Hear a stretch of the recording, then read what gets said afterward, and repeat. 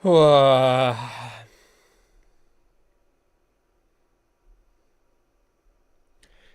David Jennings. Hello, Digsy. Hello, Moomifin. Hey, Mina. Hello, Hot Ham Radio. Hello, I'm not creative, so I don't have a funny name. Congrats on 30k. Thank you very much. Yeah, happy about that.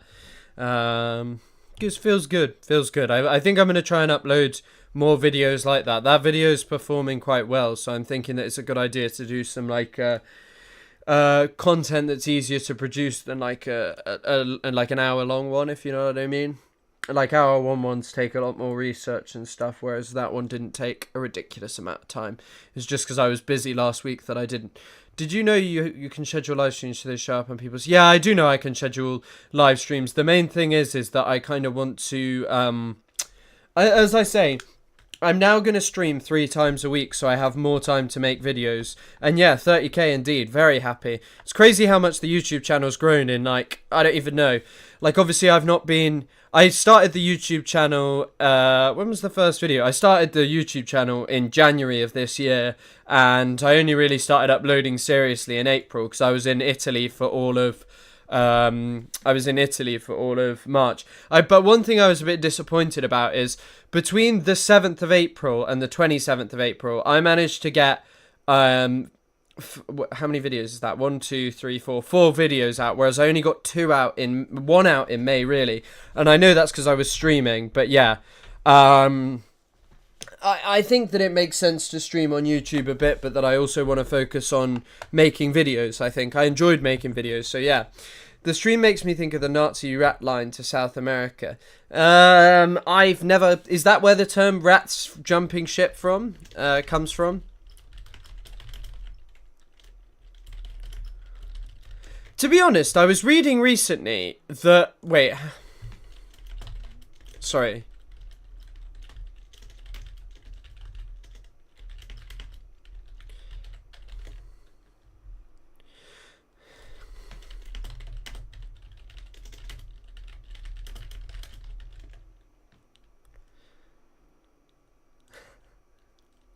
So everyone makes out as if Argentina's so bad, because yeah, about 5,000 Nazis escaped there. It's not great. There are a lot of Nazis that just went straight to America, Are you now a full-time YouTuber then, Chris? I'll still make TikToks, but again, I will show you the fucking problem of TikTok.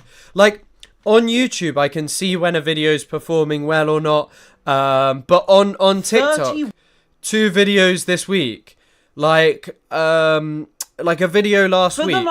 Like, look at this. Like, a video shouldn't have 2,000 likes. And do not let. Hold on, let me see. This video as well. It has 39,000 on TikTok, which is kind of okay for a video on here, and it indicates that it's like a better performing one. But I'll just show you. Hold on.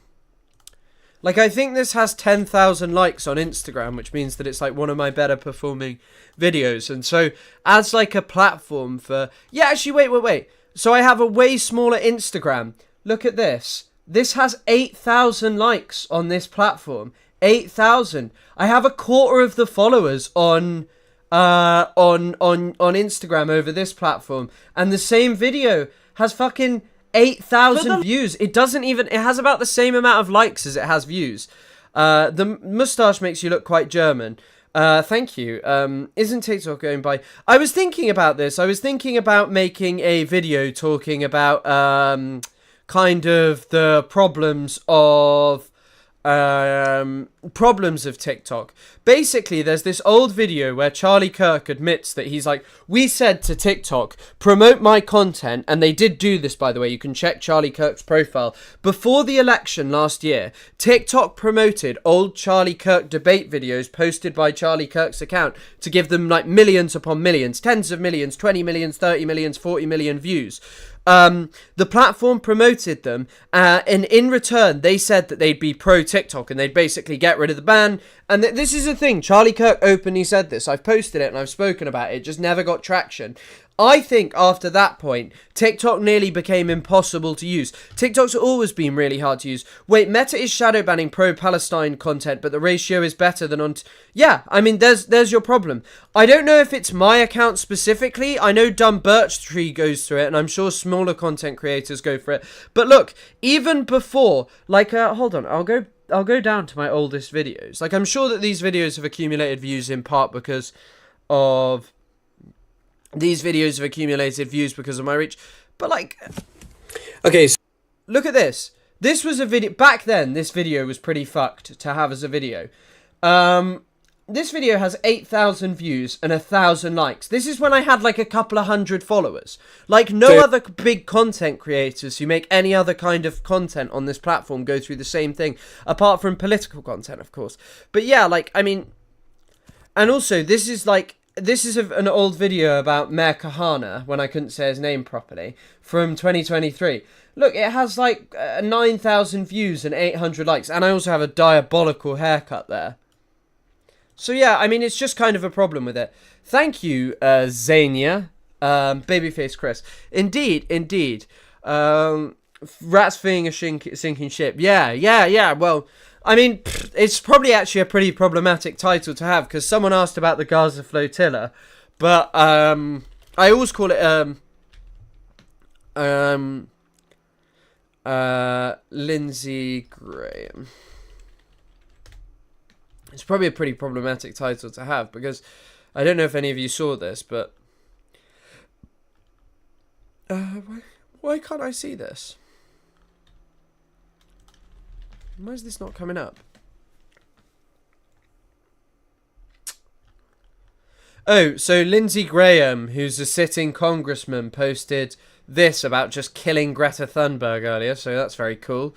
It's the same haircut. It is not at all the same haircut, McGee. That is just not true. Sorry.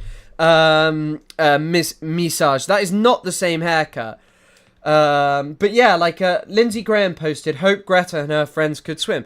He's just talking about killing people, you know, and I mean, I was talking to my friend about this, because they were like, oh, I hope it all goes okay, I'm worried for them, and indeed, I am quite worried for them, to be honest. I wonder what will become of all the people who are there. Yeah, I wonder that all these people... Oh, wow, fucking hell. So, I mean, there's a major thing to talk about. So, by the way, like it or not, you are getting some Lonerbox content. And I'll give you a preview, because Lonerbox said one of the most deranged things that I think he has said. Like, the guy, Lonerbox is like a full-on Israeli propagandist, you know. I think Lonerbox has tried to hide it and stuff, but yeah, Lonerbox is off the wall insane. Like, genuinely, I think Lonerbox is, like, fully fucking... I think there are genuinely people in Lonerbox's community who feed him what to talk about. Like, I'm not exaggerating. I think that there's a... I don't think it's, like, some that goes straight up to the Israeli government, but I think that there are people who tell him what to say and talk about. I just want to find this video, because it is fucking insane. Where is it?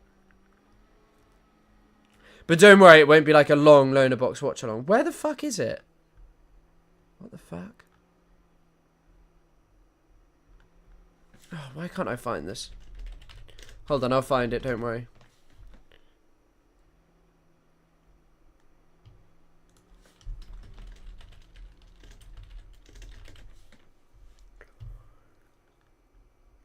Wait, what the fuck? Why can't I see this? Oh no, here it is. It's from Disinformation Tracker.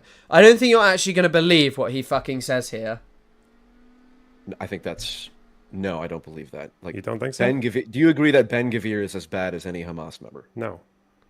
This is, by the way, referring to a guy, like, Ben Gvir is objectively worse than any Hamas member. There is no one in... Actually, you know what? There may be some members within Hamas who hold extremist beliefs like Ben Gvir, but Ben Gvir is... Actually, I don't even think they are. Ben Gvir is like basically a Nazi who is just believes in a form of Nazism that is just legitimated because it's being practiced in Israel. He is... Like, Ben Gvir is straight up a Nazi. Hold on 1 second.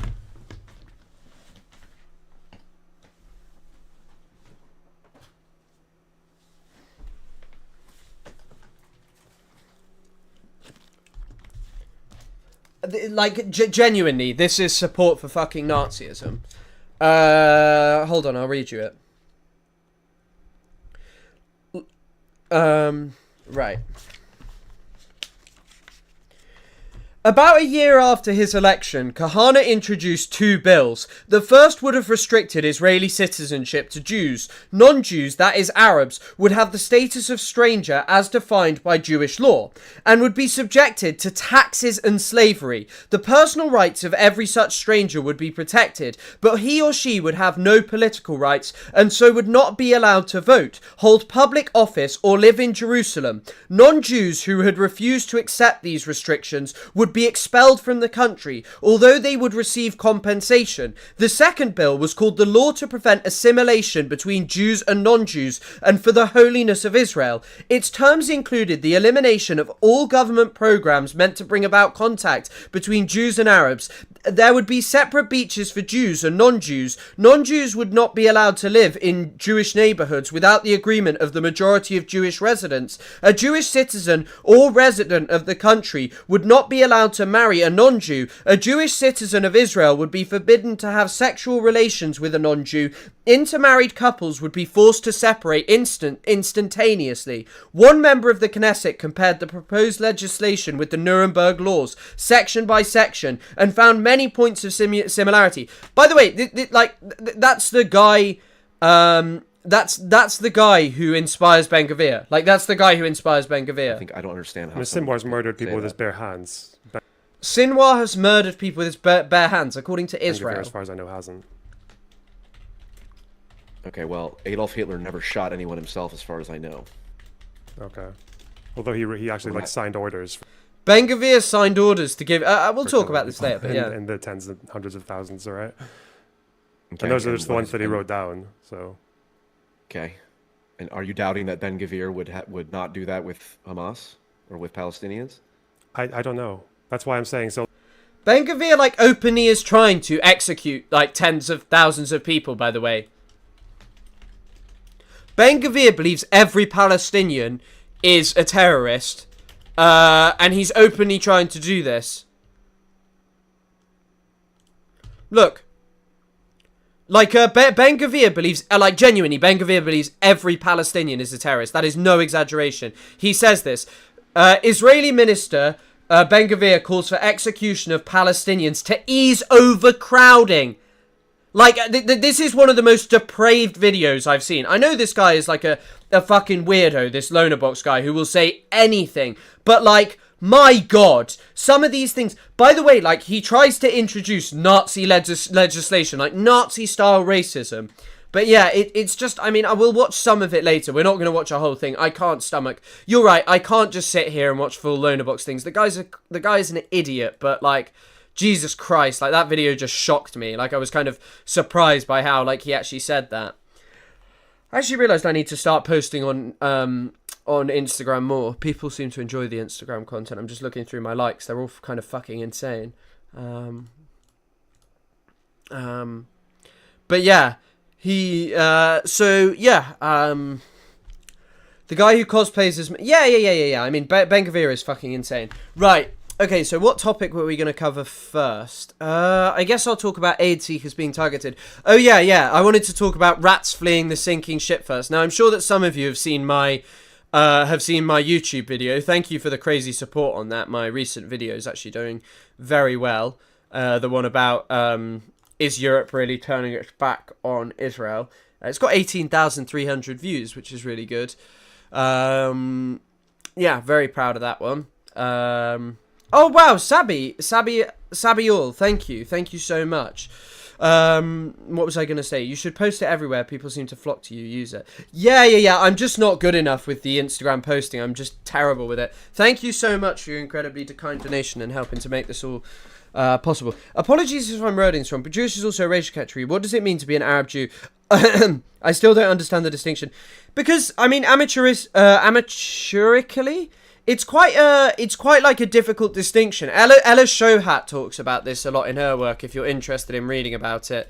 Invention of the Mizrahim, I believe it's called. I don't know if that's the actual name, but yeah, the invention of the Mizrahim.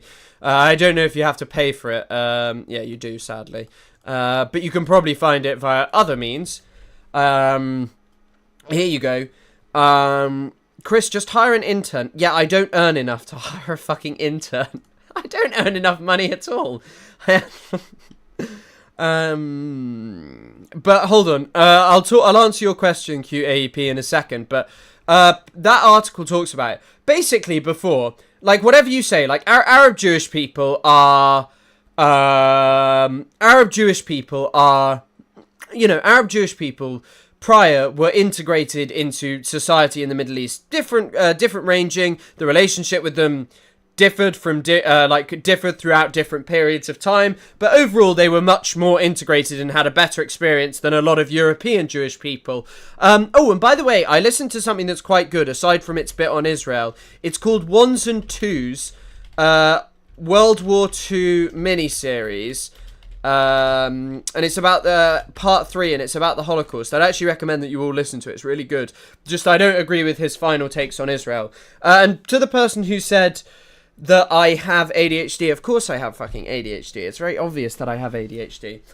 But one lady said you're making bank making content. Yeah, I'm making fucking bank. I wasn't... you know what? I can tell you this. The most viewed piece of media I've ever created online, it has 10 million views. And I want you to put in chat, like, a guess how much you think I made for it. This was before they changed the creator fund. Just put in chat, like, a guess of how much you think I made from it. But, oh yeah, sorry. So just on the topic of Arab Jews, basically before they were like Arab people of Jewish descent who lived in the Middle East, and it was Israel that made them make the choice between them. AUADHD gang. Is that what I said? Yeah, of course I have it. $10 is a bit low. $50. £50. £50,000, £59, £80. Someone got it. I got paid £80 for the most viewed video I ever made. And it had like 7 million views at the time. I got paid not even £100 for that video. It's genuinely insane. And I get paid like literally nothing from TikTok now. TikTok, I listen to other people talk about the money that they get from TikTok. It is unbelievable. I get nothing from the platform, like basically at all. It's insane. YouTube pays better, but it's obviously hard. Like, you have to work hard, especially when you're starting out. And I don't make videos that I can just push out every day. Like someone like Owen Jones. Like, Owen Jones, I'm sure, doesn't make terrible videos, and I think he's done good stuff. But, like, Owen Jones can just, like, put out a video. Like, I mean, what even are Owen Jones' recent videos? They're mostly just, like, interviews with people. Israeli, like, a lot of... Oh, wow. Like, yeah, Owen Jones can put out a lot of videos, whereas I really can't, you know? It's much harder for me to. Like, he can just put out loads of videos that are, like... I don't know, I want to make, like, more detailed videos, and that's not a shot at Owen Jones or anything. I do think people have problems with Owen Jones, and I think that those are reasonable enough. You should expand on YouTube Shorts. I don't, but most of my TikToks were over 2 minutes, so maybe I should put out YouTube Shorts. Do you have a Patreon? I have a Buy Me a Coffee, but I think I should set up a Patreon. And by the way, this isn't me, like, begging for donations at all. Like, I greatly just appreciate people viewing and sharing my content. And you're due to be demonetized on YouTube soon. I don't think I will be demonetized on YouTube. I'm going to be honest. I don't do anything that wrong. Like, I don't think YouTube will demonetize it. I think I ultimately draw in money and advertisers for them, and my content's not, like, racist or anything. So, yeah. One of the metas in China is sitting out on the street and doing lives from there, begging for donations. Yeah, I'll probably do that. I'll probably move to China and get donations from there. Can YouTube Shorts be that long? I thought it was 1 minute 30. Please donate for Chris's new PC. I think I might... What I'm thinking I might do is I need to get a whole new... thank you, Sunflower Dragon. Thank you for all your support as well. Thank you, honestly. I might start doing the thing, you know, where they were like, thanks for the roses, thanks for the Glizzy Overdrive. I might start doing that, so you will donate $5 to me. Yeah. I guess I can talk about... People seem really fucking interested in the Freedom Flotilla. I mean, I knew it would be a topic of interest. Like, it's always interesting, like, gouging what you guys want me to talk about from, like, the... from the stream. But, let's have a look.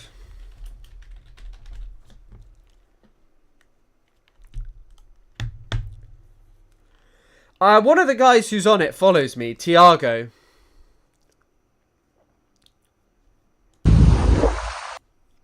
I'll see, he's probably posting more on Instagram. Hold on.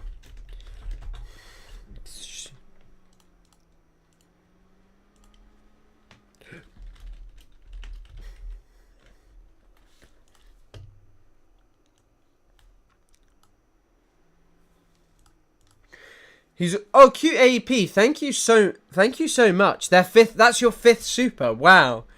Thank you very much. If we raise £50, can you get a bowl cut? If you raise, there's no amount of money. You have to raise £1 billion for me to shave my moustache as well, so it's never going away. I saw a lot of your smarmy comments saying, a lot of your smarmy comments talking about my moustache. I'm not shaving it, even if you sent me £1 billion. I just want to see if there's anything. Papai te ama, tá morrendo de saudade. Olha o presente que você ganhou. Eu ganhei isso aqui de uma grande amiga do papai que me deu. Ela já esteve em Gaza tantas vezes, esteve no Líbano, esteve em todos os outros lugares também, da Palestina histórica. E ela me deu isso aqui para levar para você, para ter certeza que o nosso barco vai voltar. Todas as outras missões. Sorry, what moustache? Can you not see this moustache, you little bastards? I've only been growing it a week, not even a week, so behave, all of you in chat. Right, I'm gonna put this in. I'm gonna put the chat in like no one is allowed to speak mode unless I say so. You can't speak unless spoken to. 1.1 billion. Yeah, I didn't know there's internet connection in the sea. Of course there is. It depends where you are in the sea, and also they probably have like maybe portable Wi-Fi. I would assume. Maybe Elon Musk has hooked them up to Starlink in return for a small amount of ketamine. Did you say Forensic Architecture made a tracker? Why did they make a tracker?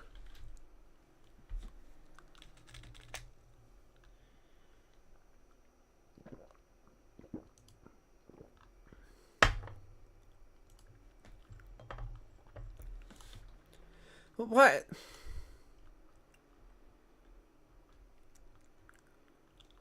I can't see their tracker, which is annoying. I love your mustache, Chris, I promise. Thank you. Just shave it off, mate. No, I'm not shaving it off. No, thank you. In about a month's time, you're all going to be like, oh, Chris, you look so handsome with your moustache. Behave. They did just in case for solidarity and accountability. Nice. Gaza Flotilla tracker. Madeleine tracker. So it is currently, it doesn't even show on the map. Why is it not showing? It's not a very good tracker. Why is it not showing?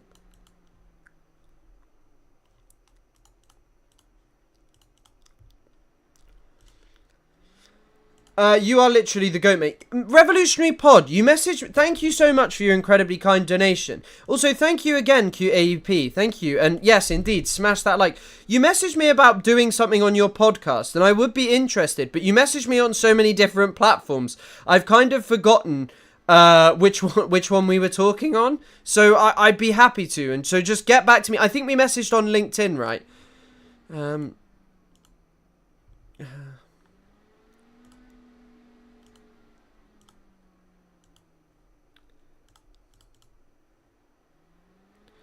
Well, I'm looking at the tracker and it just...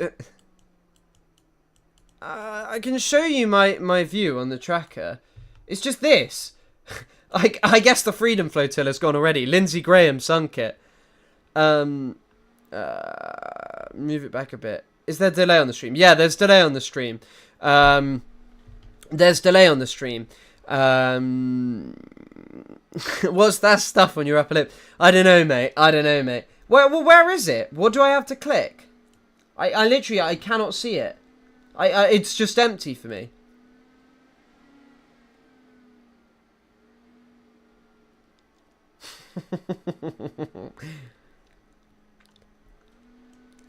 Wouldn't they be using satellite phones at sea? I'm not sure if I could take a trip with them. So scary. I mean, I'm not 100% sure, to be honest. I'm not an expert in how any of this works. It doesn't really matter. The thing is they are They are definitely going. They are definitely working. Bottom bar, Chris. It's probably your doo-doo PC. I mean, it probably is my fucking shit PC, to be honest. But I hope that they make it. It's a noble cause, and I think it's something very important globally. Now, I don't know much about the previous one. I obviously know that there was like a commando raid on it, right? I mean, I'm pulling up Wikipedia, but I was on fucking Wikipedia, and I wish I could remember what for. Because the Wikipedia just did not work the other day. Do you think Owen Jones is a liberal Zionist? I think some of his... I think, by the way, I've made this video over and over again on TikTok, and it's always done shit. I think I should make a video on here about why I oppose the two-state solution and why I think the like two-state solution is just objectively like pretty fucking rubbish, because I think it's an important thing to say. Like, the two-state solution is a load of fucking bollocks, and I know Owen Jones was endorsing it not that long ago, and so yeah, I think it's pretty I think that that's my main problem with Owen Jones, that he's pretty two-state solution coded. Okay, I found the bottom bar. Thank you, guys. Yeah. So this is where they are. So they have such a long way to go. I think Israel will attack them. I mean, they've already attacked it fucking once. Greta Berlin was involved in the last one, wasn't she? She posted some interesting things. So this request was denied, and on 30, Israel... my ex used to have a satellite phone, and the further he gets from that... Thank you, I was shaking my phone. What is tracking? Owen is a liberal. Yeah, I think he can be a bit of a liberal Zionist. I think he's done decent work for the Palestinian cause, but bringing on Shahil Ben Epstein, or whatever his name is... Ben Ephraim, is that his name? I don't think it is actually Ben Epstein. But that guy was a pretty questionable individual. I'm not sure why he really brought him on. But yeah, like this Freedom Flotilla thing it's very interesting, you know. I think it's I hope that they make it. I think it has a massive shore up, which is the Game of Thrones guy Liam Cunningham, and also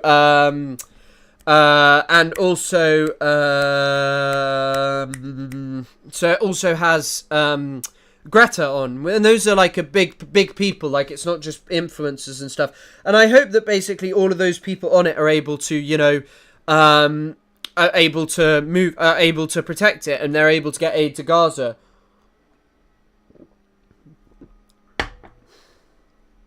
Who's not on there? The Game of Thrones guy is there.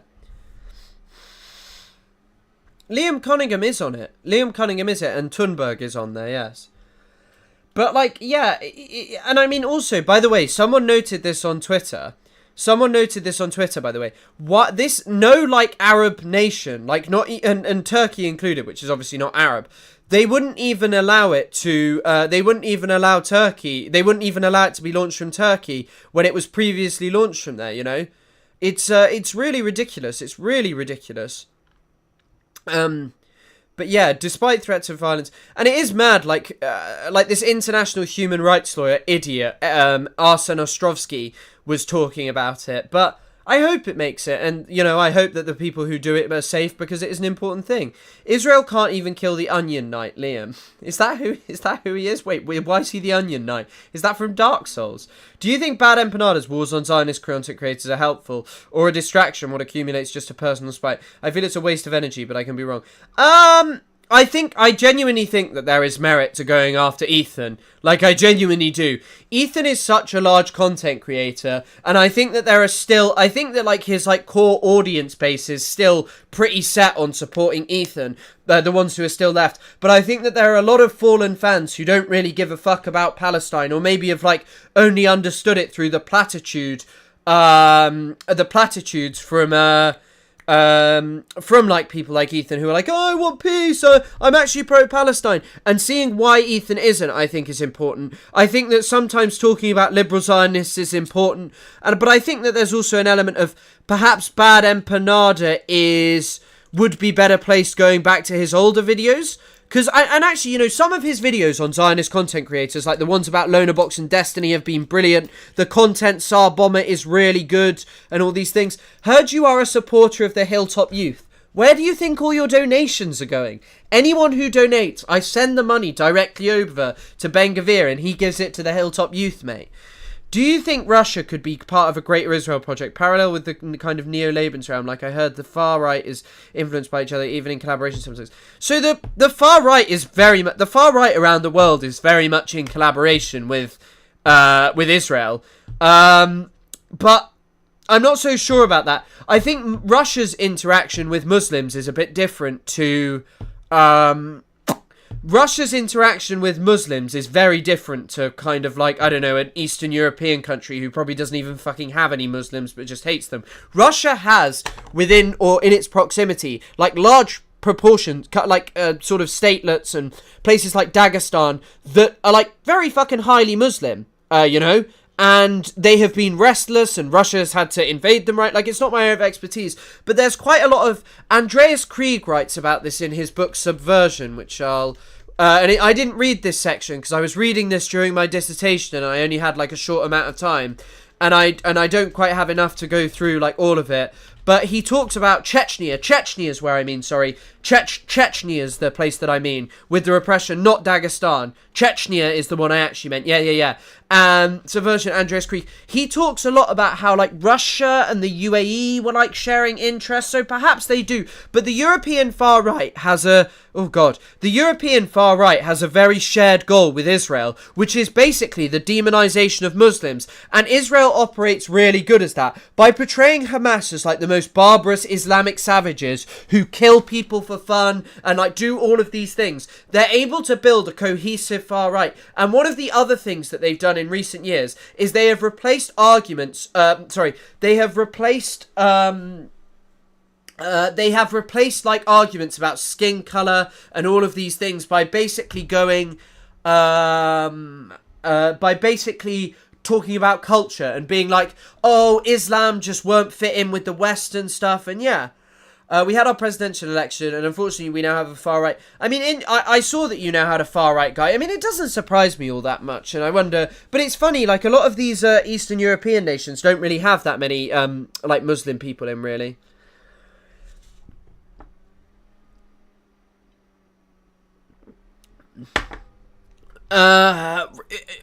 Russia, Ukraine has never been my area of expertise. I'd like to read more about it. I mean, two of my friends were really interested in the military aspect of it, and they used to talk about it loads around me.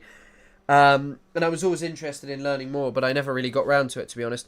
The only people I see acting like that are the Israelis. I mean, yeah, I posted about this the other day. There's a video, which I obviously can't show on here, of posted by Yinon Magal, I think his name is.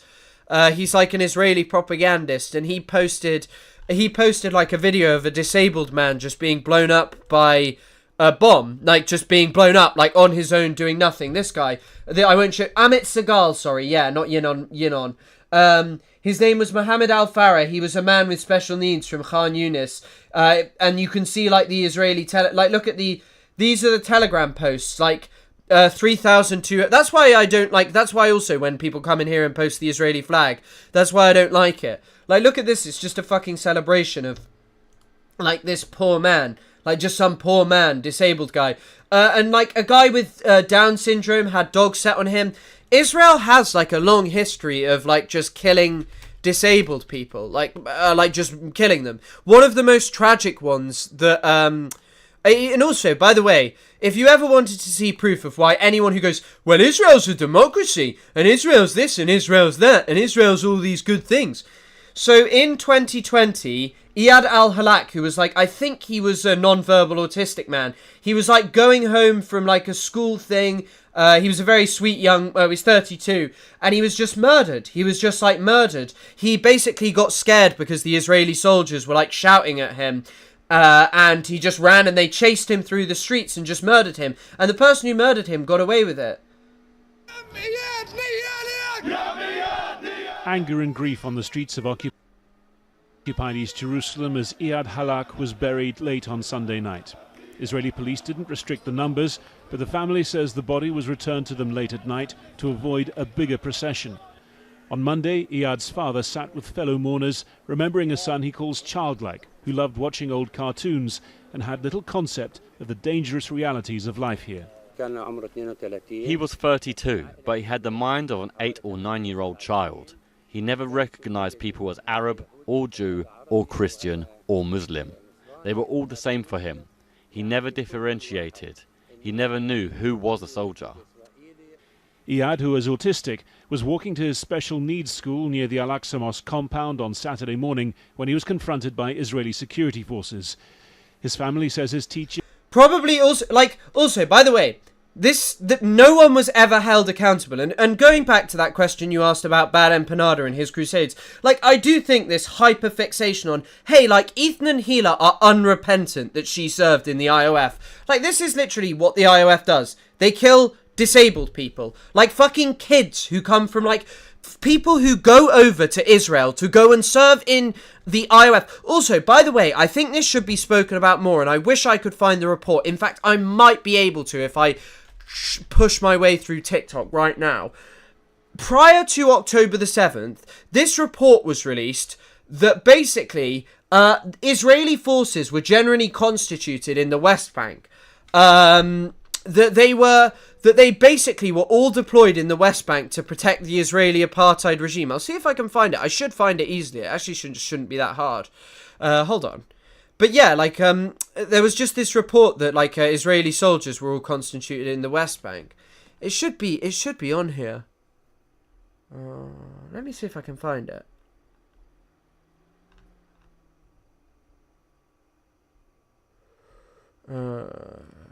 God, I'm just looking through old videos and stuff. It's mad.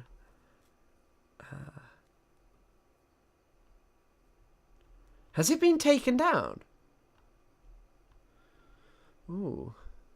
It might have been taken down. Sorry, I'm just looking at when I used to live in this shitty room in Exeter, and it's giving me traumatic memories of how shit that place was. I can't find it. It's okay. It's not the end of the world. But yeah, we'll watch this because it's important. Familiarized him with the route, introduced him to police, but two officers tried to stop him, suspecting he was armed, and chased him to this shed for rubbish bins, where he was shot twice in the torso. His family says he was probably holding his mobile phone. The junior of the two officers is under house arrest. In a rare move, Israel's new alternate Prime Minister and Defense Minister acknowledged this was one of several incidents where, in his words, things appeared not right. It raises the tension on the ground. It raises the tension among the security forces. We of course back them. We are really sorry about the incident in which Iyad... That's it. You can just say sorry for killing a disabled person. No. It wasn't an Exeter accommodation. It was just a really small room in a house. And the house, I think I have a right to complain about it. It was not a very nice house. Halak was shot to death, and we share in the family's grief. But I am confident this subject will be investigated swiftly and conclusions will be reached. And there was just no conclusion. He can just say this. It's just ridiculous. It is utterly ridiculous. Protests, which began in Jerusalem on Saturday, spread to the cities of Jaffa and Haifa on Sunday, and to 4 northern Palestinian Israeli towns on Monday. The family of... But this is, by the way, this is the scenario in which people live in, in Palestine. You can just murder a disabled man, and if they're Palestinian, that's fine. If that's just fine, is it? That's just okay. You're just allowed to do that. Iyad Halak says he never posed... That's Benny Gantz. So Benny Gantz is not a new or good guy. Benny Gantz has been around for ages. He's about 1,000 years old.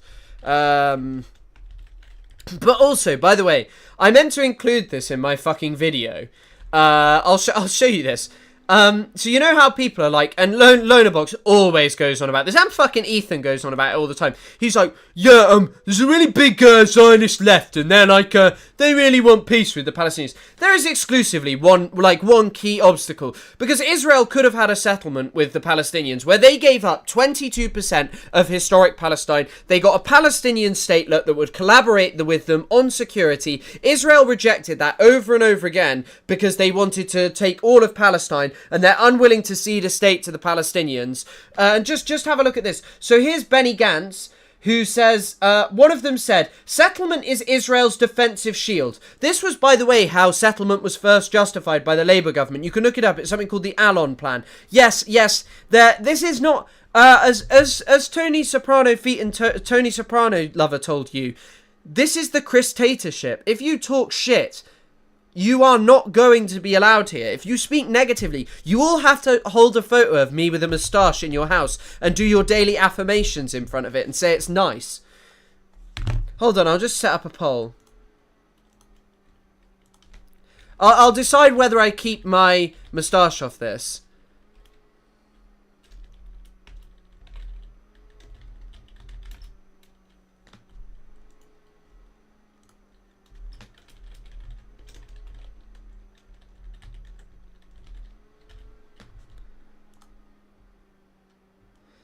There's a nice little poll for you.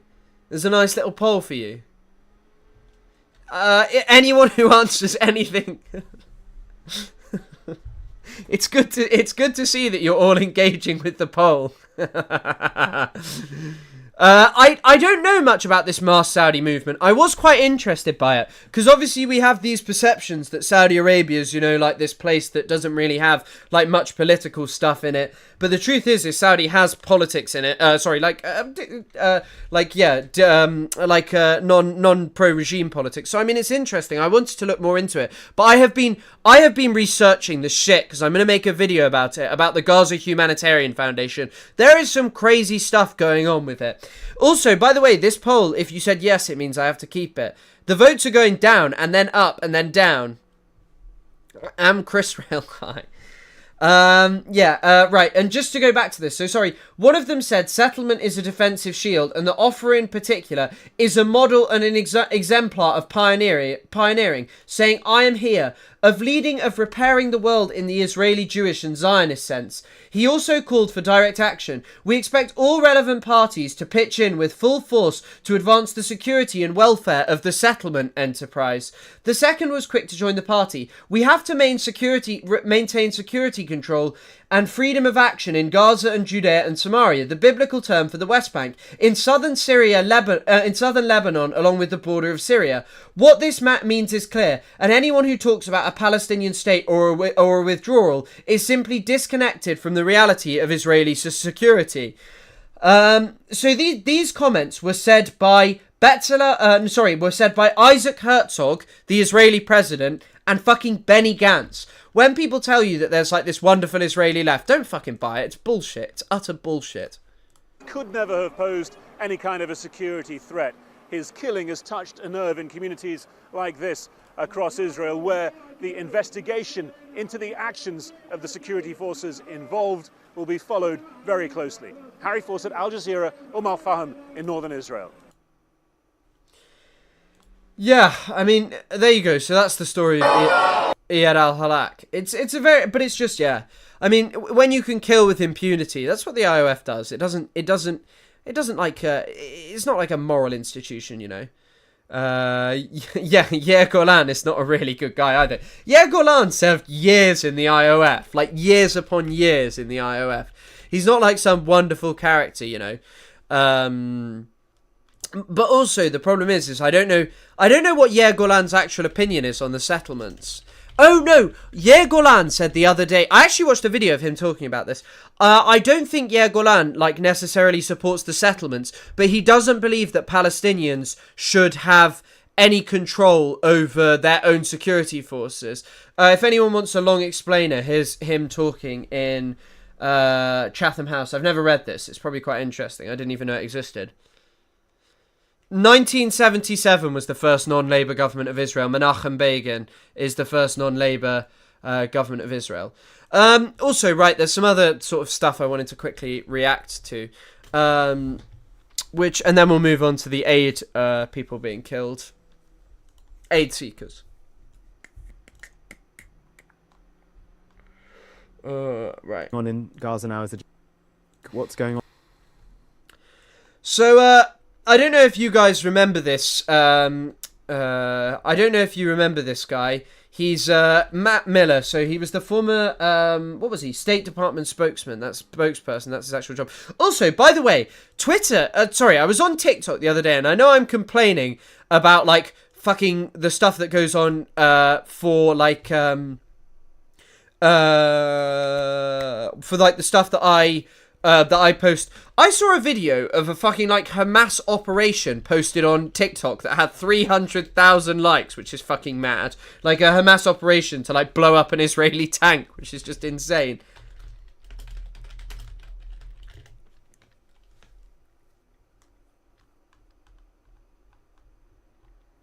I'm just trying to find this video of Matt Miller smiles.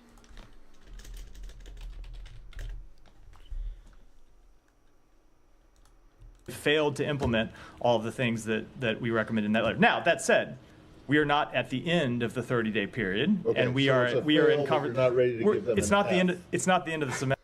Like, look at this. You don't hand out grades in the middle. I suspect that the levity is a little bit inappropriate. No, but. Yeah, 2 Israeli Supreme Court justices, including the deputy commander, lives in the West. Deputy president lives in the West Bank. Look, you guys say they haven't done enough, so it's a fail. We are not at the end of where we are able to make an assessment. But I can tell you, the situation has not been good enough for some time, and the situation has not improved sufficiently in the 21, 22 days, whatever it is, since we sent that. Mac Miller was a rapper, yeah, who died like a couple of years ago, but this is Matt Miller, who's the State Department spokesperson. Quite different. That letter. Okay. Matt Miller.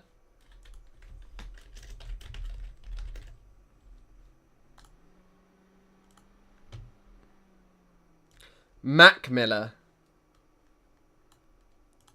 There is still a week or so to go until we reach the end of the period, but there is much more that we need to see them do. Thank you. They've failed. This is also, by the way, like, do you remember when, like, when people like, yeah, Kamala would have really changed things, you know? Let's listen to a government spokesperson admit that he knew war crimes were going on and just be fine with it. On in Gaza now is a genocide? I don't think it's a genocide, but I think I think it is without a doubt true that Israel has committed war crimes. You wouldn't have said that at the podium. Yeah, look, because when you're at the podium, you're not expressing your personal opinion. You're expressing the conclusions of the United States government, the United States government. And also, by the way, if you can have, like, imagine just saying this, like, imagine fucking saying this. Like, oh, I had to express the opinions of my government that what? I believed and knew that there were war crimes going on and just fancied not saying anything about it because that wasn't the opinion of my government. It's just deranged when you actually think about saying, like, something like that. You know what I mean? Government had not concluded that they've committed war crimes, still have not concluded that. But your personal view is they have. And they were while you were there. But let me qualify that. There are two ways to think about the commission of war crimes. One is if the state has pursued a policy to deliberately committing war crimes or is acting reckless in a way. Israel is not acting recklessly. Also, by the way, I found something out today which is pretty fucking mad. So,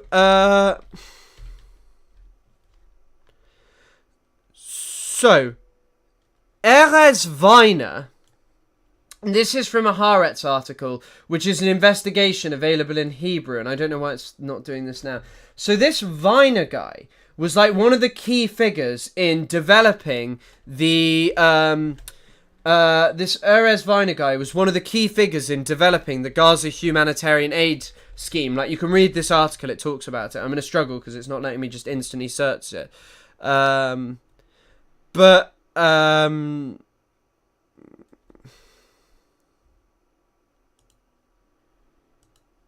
here in the city.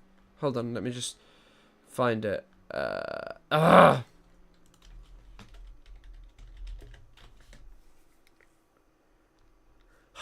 god. Why is the I hate that the search feature on TikTok on Twitch is so broken.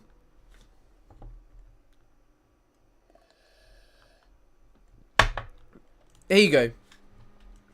This is the former head of the Southern Command. So whatever this guy's about to say here, there is no righteous people in Gaza. We haven't found even one so-called righteous among the nations. The plan, open to Rafah and Kerem Shalom, then boats and planes.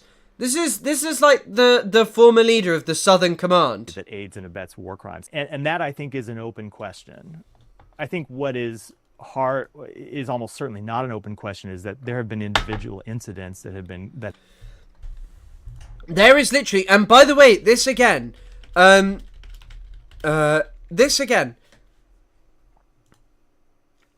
So Israel's defense minister hung out with, and this is, by the way, what a lot of people always try and claim, as to say, well, you know, it's just a crazed couple of people.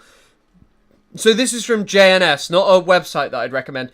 Hamas to pay increasingly heavy price unless it frees hostages.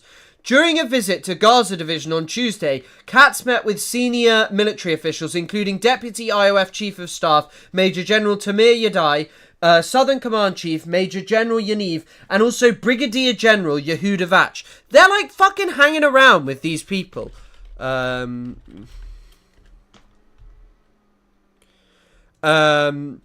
like you'll find like look.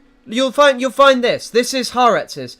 Vach's private army. The growing gap between the IOF and the rogue commanders. Where's the fucking growing gap? Like, where's the fucking growing gap? It's just like, this is the lie they're going to tell. They're going to say it was like Netanyahu, a few crazed individuals who did all of this. But it wasn't. They knew what was happening. That have been war crimes, where members of the Israeli military have committed war crimes. So ultimately... No, my moustache will not disappear. By the way, I love how you're talking shit when there was literally just a vote. And over 150 people liked my moustache. In almost every major conflict, including conflicts prosecuted by democracies, you will see individual members of the military, of militaries commit war crimes. And the way you judge a democracy is whether they hold those people accountable. Well, then you would just have to judge Israel as the worst, most heinous violator of human rights, the worst perpetrator of war crimes that has ever walked the earth. We literally just spoke about something, you know, where they, we literally just spoke about fucking a video of them where they did, with Iyad al-Halak, where they just got away with it. But Israel hasn't. That's been one of the... No, that's my point, right. Is we have not yet seen them hold sufficient numbers of the military. They literally also, as I said, during the Great March of Return, on the first day, after the first day of killing, they said, we are not going to collaborate about, on, like, information. This is not a society set up to hold people to account. Accountable, and I think it's an open question whether they're going to. I'm really struck that you think now that Israel did commit war crimes, and yet at the time, and I get why, but at the time you were at the podium and you couldn't say that. I mean, personally, that must be very difficult for you. So the State Department itself had concluded not... There's a cut there.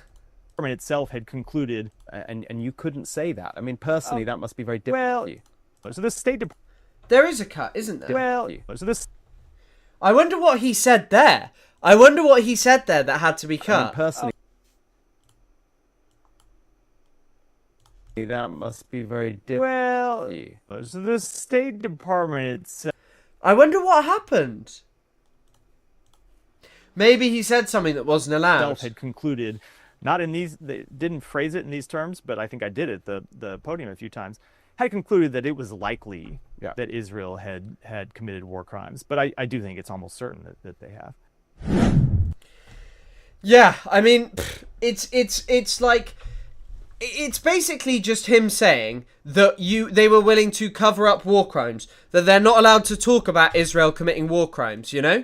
And I mean, that's kind of obvious that they're not allowed to talk about committing war crimes. That fucking doesn't surprise me, you know? It's just, yeah, it's like they can just commit war crimes and just get away with it. The guy who smiled at genocide, the guy who, like, laughed and had a great time whilst it was happening, yeah. I'm just seeing if I can find any more about it. God, I didn't realise that it was actually true that that Ahmed al-Shara Jolani. Because a lot of the stuff that has come out about Syria has been untrue. But this, I mean, it doesn't surprise me. But I'm surprised it's confirmed already. They probably cut him, saying maybe they did. I don't know. Maybe that is what they cut. Maybe they did cut him like that. Yeah. I mean, it's like, it's real people's lives, and you just get to candidly talk on Sky News how you were facilitating denying what you knew were war crimes. Like, don't you just think that that's fucking mad? Like, don't, like, just to be able to say, well, yeah, I basically just changed and edited my opinion because the State Department fucking told me to. Like, that's just those are crazy words to fucking say, you know? Like, it's not like a normal thing to say. Prem Thakar would always press his ass. Yeah. I mean, it's not surprising. It's very important to press him because the guy just knew. It was undeniable at that point, as it is undeniable now. Israel was perpetrating genocide. You can't escape it just by going, well, you know, I felt this way about it and I felt that way about it. I was just told to say what I was told to say by my government. It's not good enough. It's not fucking good enough at all. It's completely unacceptable. It's completely unacceptable. We did talk about the Freedom Flotilla, yes. So apparently Syrian president under fire for saying we share common enemies with Israel. Shara's comments in an interview with a Jewish American publication have provoked anger. Commentators in the Arab world, with some wondering if Syria may be eyeing war with Lebanon. Syrian President Ahmed al-Shara is once again under fire. He said with the Jewish Journal, al-Shara discussed his vision for rebuilding Syria and described US President Donald Trump. Oh my god. Yeah, I mean, as I said, by the way, I was wrong about this. Germany was destroyed twice.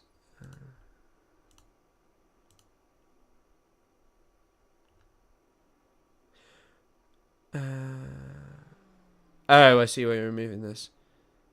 Yeah.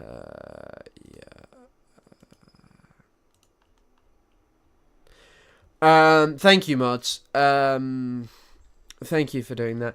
But yeah, I'm still kind of surprised because I didn't think this guy would be an Emirati shill, because one of the interesting... Maybe he'll just be replaced. To be honest, because he is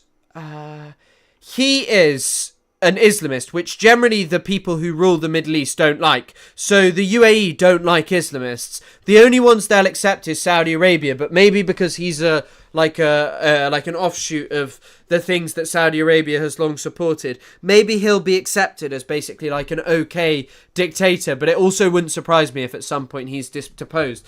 But it is mad to say Trump is the only man capable of fixing the region. We want the US to partner with us in governance, in anti-corruption, in building institutions based on they are going to be so corrupt. They are just going to be another corrupt, horrible entity. He's not an Islamist, he's a terrorist. I mean, he is I suppose terrorist would perhaps be a more apt description. But what I mean is that he is engaged in political Islam to an extent. Although actually he isn't even really engaged in political Islam. Like, really, when you think about it, he's not a political Islamist, you know? And at first, you know, there is like the whole thing of like getting sanctions off, but I think there's a lot more than getting sanctions off. Yeah, I was... obviously, there is the thing where Israel took in opposition fighters, so maybe some of his friends were taken to hospital in Israel and they're good friends with. So he was a part of ISIS. What broke was that he wanted... So the reason he broke off with ISIS is because...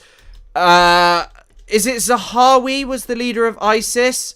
They sent over...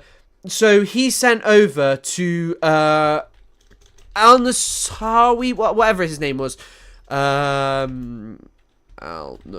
He sent over Jolani to Syria to establish Jabhat al-Nusra. No, it wasn't called that first. What was it? Al-Shara. Let me look.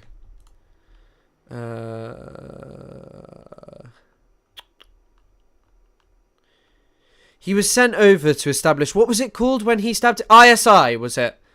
I guess it... No, it was just called... He was just told to go and establish Al-Qaeda's mission, and he eventually went on to establish Jabhat al-Nusra, which is the al-Nusra Front, and then basically they enveloped more and more terror organizations, and eventually became... what were they fucking called? What were they called? I did loads of research on... Hold on, actually. You know what? I'll pull up some of my research that I did on Syria over Christmas.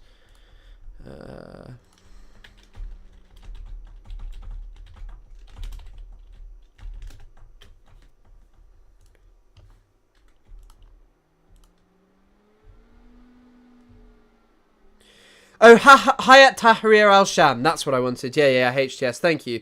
I literally saw it as you were all commenting. Sorry, there was a mosquito up here and it's bitten my foot really badly, so I'm itching my foot. HTS, initially a small expeditionary force sent by the Islamic State of Iraq, then still aligned with Al-Qaeda when it went by Jabhat al-Nusra. Initially they eschewed the brutal tactics in favour of a more cooperative image. They began to shun the global jihad in order to appeal to a local audience, localism, gradualism and controlled pragmatism. More extremist Salafi jihadist norms were sidelined in favour of creating a reputation of response of an indispensable ally to the Syrian revolution. In order to avoid attacks, Jabhat al-Nusra took the unprecedented step of declaring not to use al-Sham as a base of attacks on the West or Europe. So they've long said that they wouldn't attack the West or Europe. This is from Learning the Double Loop, which is by... I don't know who that's by. It's Perspectives on Terrorism, apparently.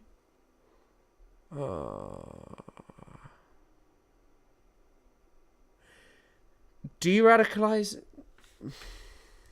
I don't know where this is from. It might be from Exeter University, so I don't know. But anyway, it's called Learning the Double Loop. But here it is anyway. Yeah, the UK has mosquitoes. I'm surprised you would think that the UK didn't have mosquitoes. There was one up here the other day and it just bit the shit out of my foot and it's so swollen and itchy. Like the little bit. I'm not showing my feet on stream.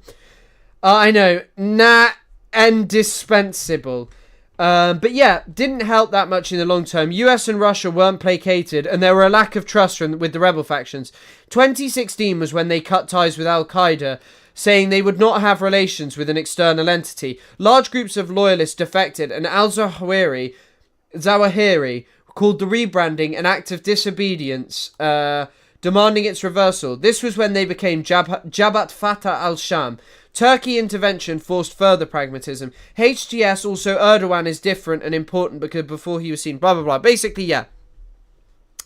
So, this is just, that's like a bit about it. But it is mad that they're saying this. I mean, no, it's not. I guess it's just unsurprising, you know. It's fucking ridiculous, and I don't think he's going to be a good force. I'm sorry. And I know that there's some people who'll be shocked I'll say that, but I think it's very obvious. He'll probably just end up being another shitty president of a Middle Eastern country that does nothing for the people and just enriches himself and his fucking cronies. He's already engaging in cronyism, like I'm pretty confident. He's already appointed. I'll show...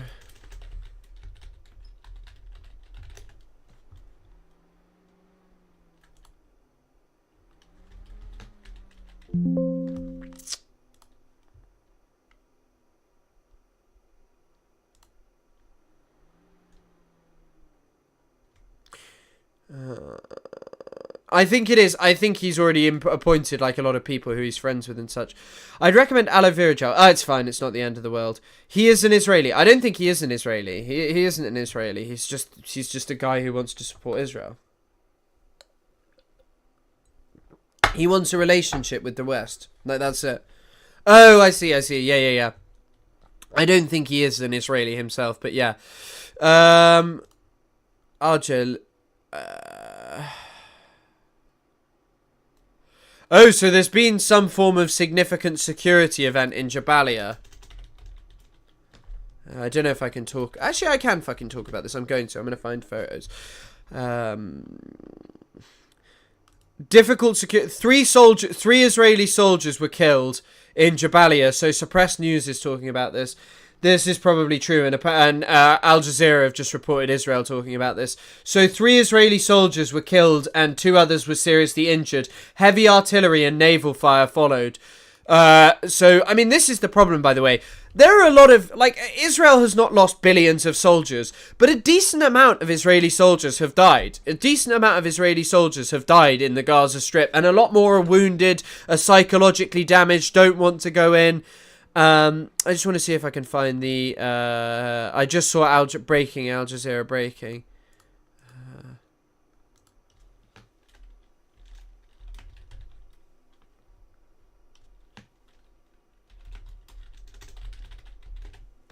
I bet you're all going wild in the chat.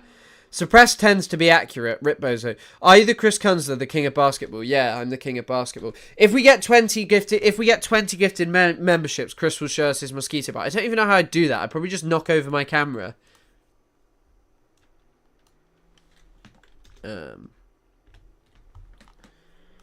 I just want to see if I can find Al Jazeera's breaking page. Ah!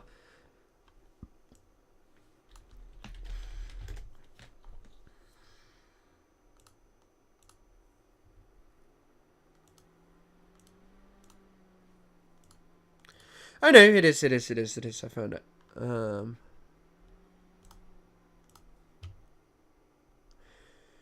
Apparently they can't evacuate so Al Jazeera is claiming that Israel can't even evacuate the wounded because there's such intense fighting there. It's crazy. I mean, it's not crazy. It's just sort of, I mean, look, I know I say over and over again that it's really like, it's like I can't, like, you know, I can't endorse, like, and I'm not going to endorse Hamas, but what I can say is, like, I just haven't, like, I think that there's, like, Israel is doing genocide. Israel wants to do ethnic cleansing. I have no sympathy for Israeli soldiers who get killed in the Gaza Strip. Like, I have no sympathy at all for Israeli soldiers who get killed there. I genuinely think that they are, like, settler colonialists who wish to take Palestinian land. I think that Israel has no interest in making peace. I don't think getting rid of Hamas is like this magical noble cause. I think Hamas are genuinely willing to step down. I think it is Israel that doesn't want Hamas to step down and wants to expel all of the Palestinians. That's the truth of it. I don't think Israel has any interest in any kind of peaceful negotiations. I think that's the truth of it. I think Israel wants Palestinians to all be gone from Gaza so it can move towards doing more, getting rid of more in the West Bank. And I think people who tell you otherwise are ridiculous. You know, I genuinely do.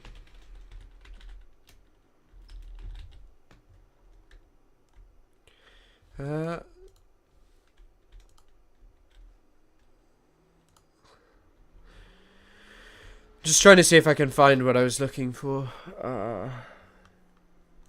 Oh, here you go. Because someone asked about this earlier. I mean, if you ever wanted fucking proof of this, there have been a lot of suicides from those returning. Yeah, I mean, Israel pays a heavy price for what it does, you know, and I think, well, their society pays a heavy price for it, and I'm glad they do, because they're doing genocide, and it must be stopped. Yeah, Mossad mosquito again.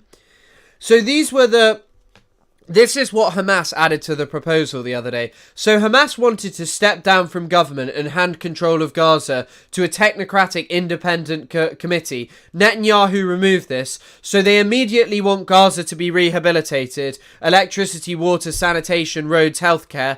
Negotiating possible long-term truce for 5 to 7 years that entails full cessation of offensive military operations by both, allowing Gazans to travel out of and back to Gaza freely throughout the Rafah crossing, and resuming commercial goods and trade, finalising reconstruction arrangement and plans to, during the negotiations on ending the war and providing aid to Gazans affected by the war.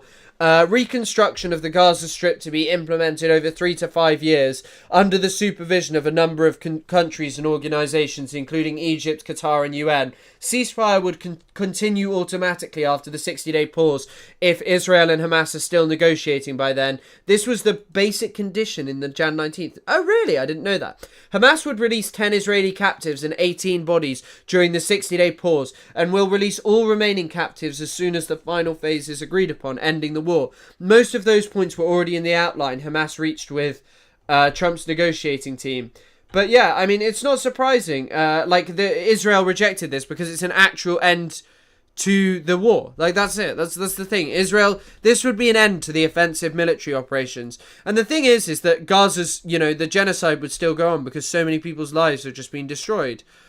But I hope that something happens. But I just can't see it happening. You know, like, that's the thing. I said over and over again that basically the problem is Hamas want an end to the war and Israel doesn't, and that's where the problem lies entirely. You know, that's where the problem lies. That's like the core issue, the core contention here. Thank you, Der Canyon, for sending 5 gifted memberships. Thank you so much. That's incredibly kind. Any mods? I do have mods. How come? What's up? Happy Hasbro Watch. Thank you very much. Yeah, any mods? Any mods? Why are you asking about mods? Why do we need mods? Why do we need mods? Is something going on? China, Russia, and EU, whether Qatar is truly neutral is another question, but they place themselves in that position. Qatar uses Hamas as a counterweight to regional rivals. I'm not so sure. I wouldn't say Egypt is a regional rival of Qatar. The regional rival of Qatar would be much more the UAE. Qatar's like far bigger than it. Could you please delete the link I sent? What link did you send?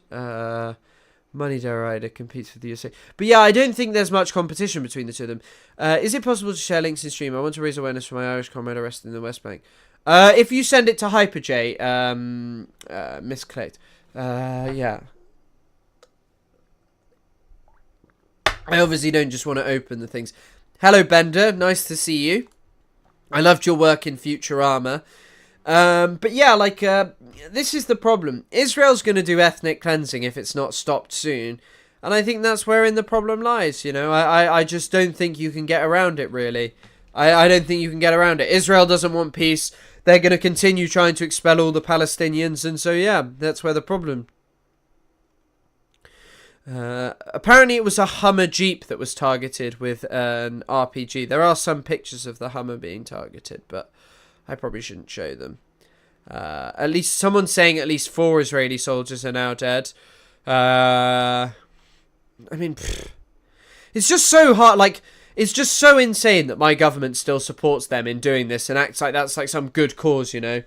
I act as if that's some good and moral cause, like going into Gaza so you can kill and displace people. Like, honestly, just so utterly ridiculous. So utterly ridiculous. Israel cracked down on the Muslim Brotherhood and UAE as well. Yeah, they both cracked down on the Muslim Brotherhood because both of them view the Muslim Brotherhood as a political threat. Also, by the way, for some reason, ostensibly, the stream has 0 likes for me. Not a fan of that. Not a fan. Oh no, it's got 200. Me so sad. Yeah, I'm crying. I'm really, really sad. Did you see Priti Patel? Her speech in Parliament a few days ago where she was like, I love Israel. I guess there was that Priti Patel. What did she do? She was too pretty. Is it 1T?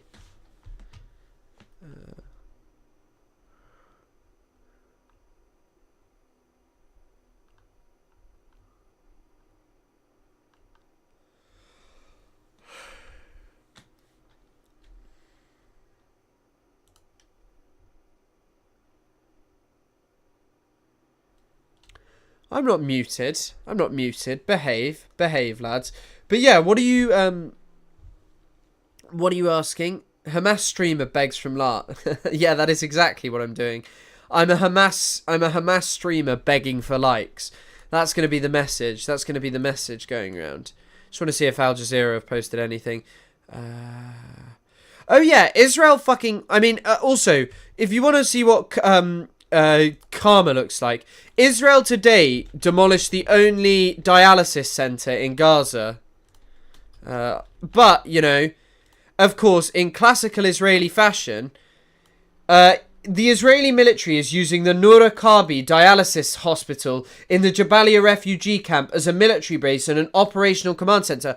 Wow! Wow! Another person... Another hospital being used as a military base. Isn't that funny? Isn't that funny? Here they are storing ammunition inside a hospital. Wow. It's almost as if every single accusation is a confession. And look what they did to the dialysis center today.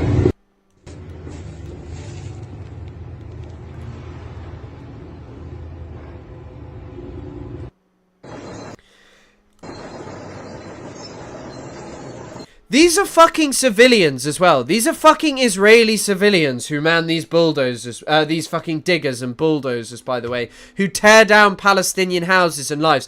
And you're meant to believe, like, people who tear down dialysis centers are our allies, and the people who target them are evil genocidal death cult. Yeah, fuck that, I'm not gonna lie. Israel is the genocidal death cult, tearing down Palestinian land, you know? that essentially the rules don't apply to. Hold on, and by the way, just to go back to the Matt Miller stuff. Reported that a U.S. envoy told aid groups that the U.S. would not consider withholding weapons to Israel for blocking food and medicine. That essentially the rules don't apply to Israel. Given it's not essential. No, forget what the essentially. That's not at all an accurate representation of her comments. That's not all of which were accurately presented in that article. I would say should note, as always with these, you have what becomes a secondhand presentation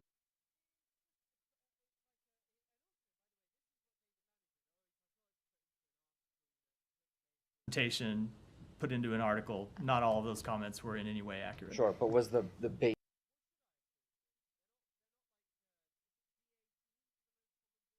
basic characterization of her describing U.S. I'm not going to speak to a private meeting.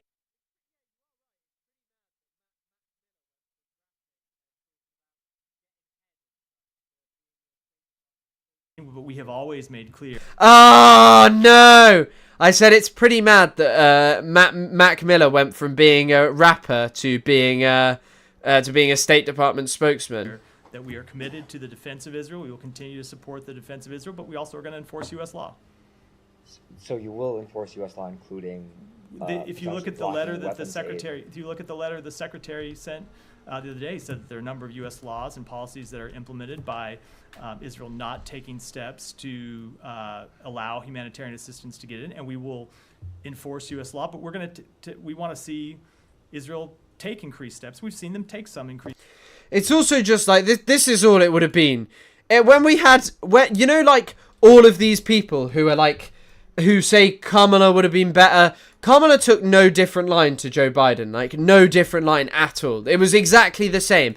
And when there was starvation going on under Biden, he would just go, oh, we'd like to see some steps. In fact, Trump has done exactly the same thing. He has been like, yeah, I'd like to see some more steps taken. We don't like the images of hungry people in Gaza. They're so upsetting and all of this. It's basically exactly the same thing. And by the way, I wanted to talk a little bit about the aid distribution center because I've been doing more research into this. So obviously over the weekend, 30 aid seekers were killed, and seemingly Israel was already caught lying about this. So Times of Israel correspondent confirms that this is not related to the Gaza Humanitarian Foundation massacre. So this is official content posted by the IOF. You can tell by the watermark put in here. So the IDF publishes a drone video. It says shows Palestinian gunmen and other masked Palestinians. So actually I should probably go through the event first.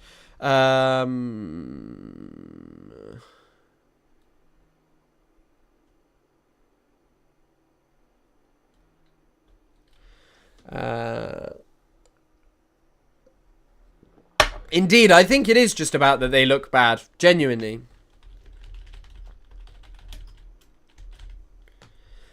And also, I said this... sorry.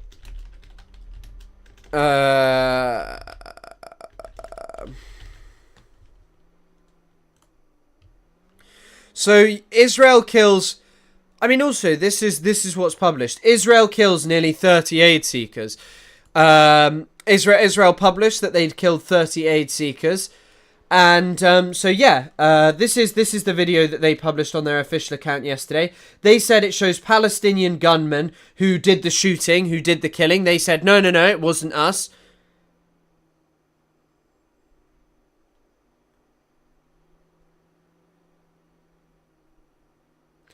That this is the reason. This is what they claimed. And here's Emmanuel Fabian, who works for the Times of Israel. Fuck the Times of Israel. He said, the IDF does not explicitly say that the armed men are Hamas members, but adds, Hamas does everything it can to prevent the success of food distribution. Hamas is a murderous and brutal terror organization that starves the residents of Gaza, the military has. The video is unrelated to the deadly incident. So they just posted an unrelated video. Like, that's the... Hold on, I'll see if the IDF, this is on the official IDF. It is on the official IDF, I'm sure. Yeah. This was posted yesterday. Like, why do you have to post? It's not staged. It's a real fucking video. But these are the people. These are the people, by the way. So they're just operating near the IOF. Apparently, Hamas gunmen operate near the IOF. Right. So they operate near the IOF and private contractors. This is posted by Israel yesterday. How anyone believes a word that they say about tunnels they found, things under hospitals, bases, when they lie every single day is genuinely beyond me. It's like, it's unbelievable. They murdered 31 people. They murdered 31 people because the aid organization that they have set up just doesn't work at all. The aid organization that they set up will categorically fail because it's not prepared. It is completely politicized. And it's just ridiculous. And then they lie about killing ones. And by the way, it is claimed over and over again. Mike Huckabee, the US ambassador, said... hold on.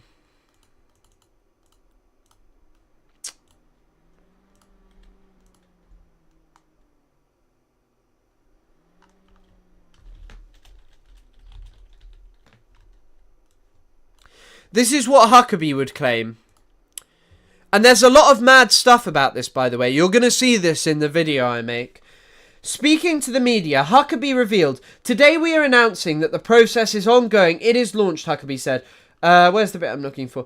Huckabee said, "The Israelis are going to be involved in providing necessary military security because it is a war zone, but they will not be involved in the distribution of food." Hold on, let me show you. Here in the city of Rafah, right behind me, you can see one of the distribution centers we opened in the last few days. So far, we opened 4 distribution centers, and we are intending to open more of them. We already launched or distributed more than 16,000 packages of food to the people, in addition to more than 1,000 trucks already entered Gaza, loaded with humanitarian aid. Hamas is doing his best, is almost to stop us from doing so. He is spreading rumors, fake news. He is trying bluntly and violently to stop the people of Gaza from reaching those distribution centers. There is literally one set of people who do it. I urge you it's Israel. Not to believe every rumor spread by Hamas. We will investigate each and one of those incidents and each and one of those allegations.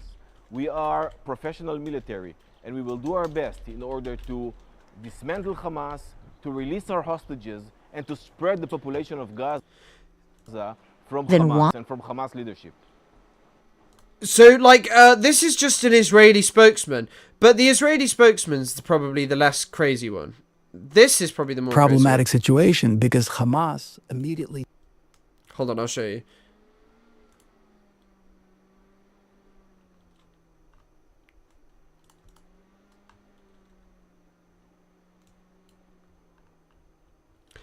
Let me just find it.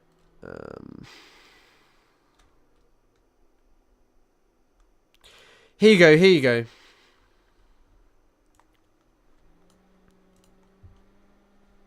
Didn't get a call back. Obviously, they don't want to, but if it's an opportunity to beat up on Israel in the media, let's not miss an opportunity. So Israel just went back into Gaza, but also... But we never really left. But and also opened up more foreign aid just recently, correct? Yeah. We're in a real existential dilemma here, you know, because we've been putting humanitarian aid into Gaza consistently. Nobody has died of starvation. All these accusations are absolutely fallacious. There have been crises. It's a tenuous situation, but we have sent these semi-trailers into Gaza throughout the war. But it is a very problematic situation because Hamas immediately takes these semi-trailers, they hop on top of them with guns, with masks, and distribute it to who they want for sale. So you've got NGOs in the United States raising money for humanitarian aid and then financing Hamas. This is insanity. So if you have parents in Israel whose sons and daughters are going into Gaza to fight for the state, and then at the same time, we're also supplying food and aid to the Hamas that's shooting... Sorry, I got the timestamp a bit wrong, but we can listen to it. Our sons and daughters, that's an issue, right? That's a problem. It's a dilemma. So this is Yechiel Leiter, who is the Trump's... he's the Israeli ambassador. That dilemma, we've been doing it. Now we've created together with mostly actually the United States... There you go! There you fucking go! There's someone in this chat who keeps going, no, you're lying. There is the Israeli ambassador who refers over and over again to, I don't know if you're saying, oh wait, no, you're not, sorry, ignore me. But this is him saying, we. This is this guy saying fucking we. He said Israel created the Gaza Humanitarian Foundation. Made it a company. Literally, hold on. Comprised of dilemma, we've been doing it. Now we've created, together with mostly actually the United States, created a company. We have created a company. By the way, there are a ton of articles about this. This one by Haaretz, it talks about it. There is so much information that this organization, in fact, the leader of the Israeli opposition accused Netanyahu of establishing this. It is a shell company. You can find it really easily. You can find it. So the US and Israel have created a fake organization that they claim Israel has no involvement in. The yellow ribbon is to do with hostage rescue. Yeah. But you can it's ridiculous. It's ridiculous, utterly ridiculous. Just lies. It's just lies. And as I said, Lonerbox the other day, when we had our debate, was like, how can you accuse a whole country of lying? Everything they do is a lie. Like they've just lied to the world and set up a politicized aid organization to expel Palestinians. You know, it's so ridiculous that this is the world in which we live, that there are people who still defend the state of Israel and claim that it is like this truth teller on some noble quest. It is on no noble quest at all. It is on no noble quest. It just wants to do killing and expulsion, and these are the kind of people who do it, and they lie to the world constantly. Literally, again, I will play the words that come out of his mouth, and I will remind you that a few days ago, Mike Huckabee said Israel was not involved. Dilemma, we've been doing it. Now we've created, together with mostly actually the United States, We have created with the United States company comprised. I didn't talk about the event in Boulder because I'm going to be honest, mate. 31 people were massacred yesterday. It is of far less importance that some guy threw Molotov cocktails at people. It's not great. It's not great, but at the same time, mate, I'd rather talk about stuff like this. 31 people being killed. Far more important. There have been so many attacks on Palestinian protesters, car rammings, an Israeli who tried to kill some people. I'm going to be honest, it's one crazed person. It'll be covered in all over the media. So, if you want to see that, you can listen to it there. Comprised of ex-Green Berets who have been involved in U.S. aid, who have distributed humanitarian funding around the world. They have founded this fake company, basically. They have founded this fake company. It's unbelievable. Do you acknowledge that stuff like this is hurting your cause? What? I don't think one independent guy who goes and throws Molotov cocktails is a major part of the cause, mate. I think he's one guy who decided to go and throw Molotov cocktails at people. I don't think anything hurts the cause. I think that the truth is that the cause is marginalized by Western governments. It's so ridiculous. There is a key distinction between that. What do you mean? I think that the event of the shooting at the embassy is very different, in the sense of, hey, that wasn't an anti-Semitic act. It was someone who decided to carry out an extreme form of protest that I'm not going to endorse. I'm not going to endorse people shooting people on the street. But yeah, exactly. It's always asked by people who don't support your cause. But why are you asking if that's part of my cause? It is a guy who threw Molotov cocktails at old people. I'm not going to justify throwing Molotov cocktails at people protesting. What? Of course I'm not going to endorse that. Sure, but it does hurt the cause. I'm talking about how the general population looks. The general population don't care. There's a genocide going on, mate. In fact, you know what? I'll talk about... You're probably an Ethan Klein fan. Do you notice how much of a cretin Ethan Klein is? That Ethan Klein posts one fucking story about... In fact, let me check. He's sick today or something. So he was up last night, sick. His only decision was to post a video of... He said... He claimed that there were children set on fire. Not true. He said, is with great he just says he's sick. But Ethan posted this. No mention of 31 aid workers being massacred. I'm sorry, but this shit pisses me off. There are loads of people up in arms who go like, I am so sad about this. I cannot believe this happened. Doesn't this hurt your cause, man? How many people have been attacked by Israelis at protests? Like, how many? How many has that happened? There was a fucking child murdered along with his parents, and it received, like, no attention. But, like, also, it's just not part of the cause. Like...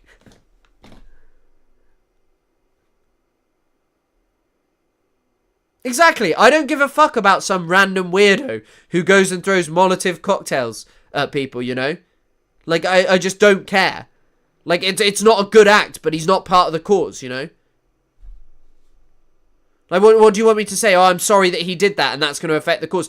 The truth is there is nothing that will undermine the righteousness of the Palestinian cause. And the vast majority of people do see that, and they don't behave like that.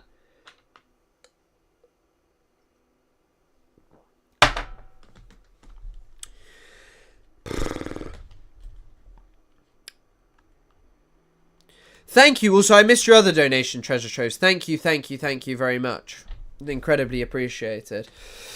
But yeah, I mean, it's just like if that's what you're focusing on, and you're like, well, have you spoken about it? It's like, mate, I'm not really that, like, it's not great. It's not great. Like, it's not a good act to undertake. But it's not like an event. Why does your message keep being retracted, you know?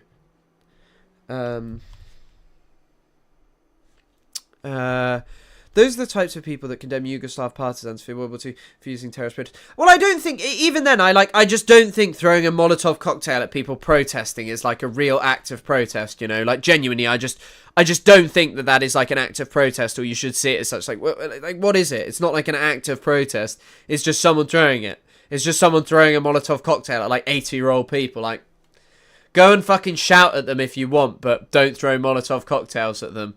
But, like, I hate it when people say that it is, like, people say that it, like, affects the cause. It's bullshit. It's bullshit. The reason that the cause is viewed negatively is because mainstream media outlets and all of these things spend their time drumming up hatred for Palestinians. It has nothing to do with the actions of individuals and the things that they say and do, you know? It's just fundamentally untrue. Sorry. And yeah, like Western governments who refuse to do anything about the genocide. That's the part of the cause that I'm much more upset about, you know.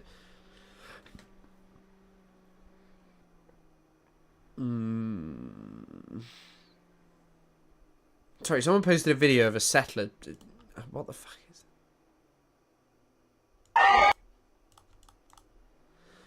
that? Always appreciate your righteous rage. Thank you very much. I just want to see if they responded. Have you considered the optics while trying to stop a genocide? Exactly, I don't have control over every fucking person. When someone, like, does some weird shit at a protest, I know some of them are fucking plants and stuff. Like, people who like, do, like, a fucking Nazi salute or something. Because if you're really supportive of the Palestinian cause, you're not going to be doing, like, a Nazi salute at a protest. Like, let's actually be honest. The Palestinian cause is one for liberation. It's not one that has anything to do with a project of identity politics that sought to destroy Jewish people, leftists, and so many people simply because they didn't fit in. Like, that's just not congruent with what, you know, the Palestinian cause is. And thank you, Chocky. Thank you again very much. Good afternoon, my friends. They're still bombing Syria. Are they bombing Syria right now? Are they bombing them? Is that true?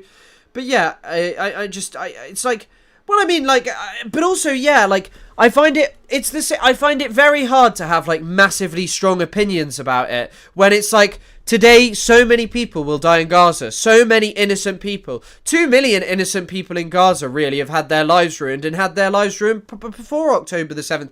I think it is of paramount priority that is ended. That Palestinians are allowed to live their lives freely. That they are allowed to go around and spend their time in like, living life to their best and doing as they want. And I think that is the most important thing. And I don't think any fucking event like that of one crazed guy doing something like that is going to take my Thank you very much, Coffee Lover. It's never going to change my mind and stuff. So I guess thank you for bringing it up because it's a perfect point to discuss it. But it doesn't change my opinion on it. You know, 6 people injured. Yeah, it's wrong when people get wounded and injured. But like at the same time, you know, I care so much more. Like how many? Probably already, like more people in Gaza today would have been subjected to debilitating injuries in the Gaza Strip. You know. Like, they just will have. More people will have had their lives ended. People seeking aid. More people will be starved, will suffer injuries and infections that are untreatable because Israel has destroyed their healthcare system. And that, to me, is of so much greater importance than anything else happening in the world, you know? Well, I mean, actually, there are other things happening in the world that matter a considerable amount. But, yeah. It's just, it's never going to detract or be more important than 31 people being fucking massacred yesterday who were just trying to get aid. You know? Are they bombing Syria? Well, like, where are you seeing this? I know they have been bombing Syria.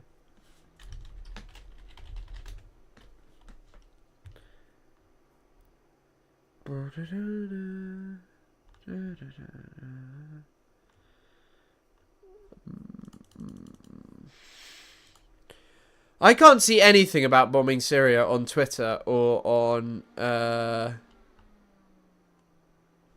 Yeah, also, by the way, oh my goodness, thank you. People really out trying to spam me. Thank you. Funds for a Discord or else. I could say, I mean, I've said I don't want to establish a Discord. I don't know if I will establish a Discord. I don't know. Thank you very much for an incredibly good genocide. But what about the white genocide in South Africa? Yeah, I mean, that's the most important thing. Yeah, so many talented, smart people, and I just cannot... It's so hard for it to just be like, look, as I say, like, I'm not going to endorse or, like, say, I don't even think it's a form of protest. It's literally just throwing a fucking Molotov cocktail at some random people. Like, I do think a lot of Zionists support genocide, but I think that the truth is the vast, unless you're, like, someone who's working directly to facilitate that, I think the truth is, and even then, they should just be going to prison, like, truth be told. Or, like, being held accountable through some legal mechanism, and I know we have to wait for that, but I know at some point that will come. You know? I haven't seen anything about it that is the community, but separate from Chris. Yeah, an open Discord can get a bit out of hand. Yeah, I mean, I just don't want, like, crazy shit going on or, like, people getting stressed about having power in Discord and stuff. You know? I did see the video of the guy sort of beating up the Israeli, which was very interesting, but I don't know if I could show that. Like, honestly, the guy had served in the IOF, especially when I heard that. Like, I didn't care anyway. Like, if he's a supporter of the Zionist project, then who cares? But, like, because he was like an actual IOF soldier, like, even better. Just seeing if there's any news.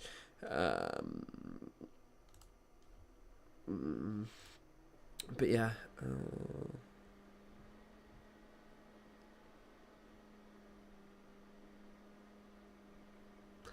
Do the people know? Do the people know what? I guess I'll go on to the final closing thing that I wanted to talk about. Because I don't know if there's anything else left that I want to talk about. Actually, do I want to do this? Yeah, I want to do this. There's a... actually, you know what? No, I don't want to do this today.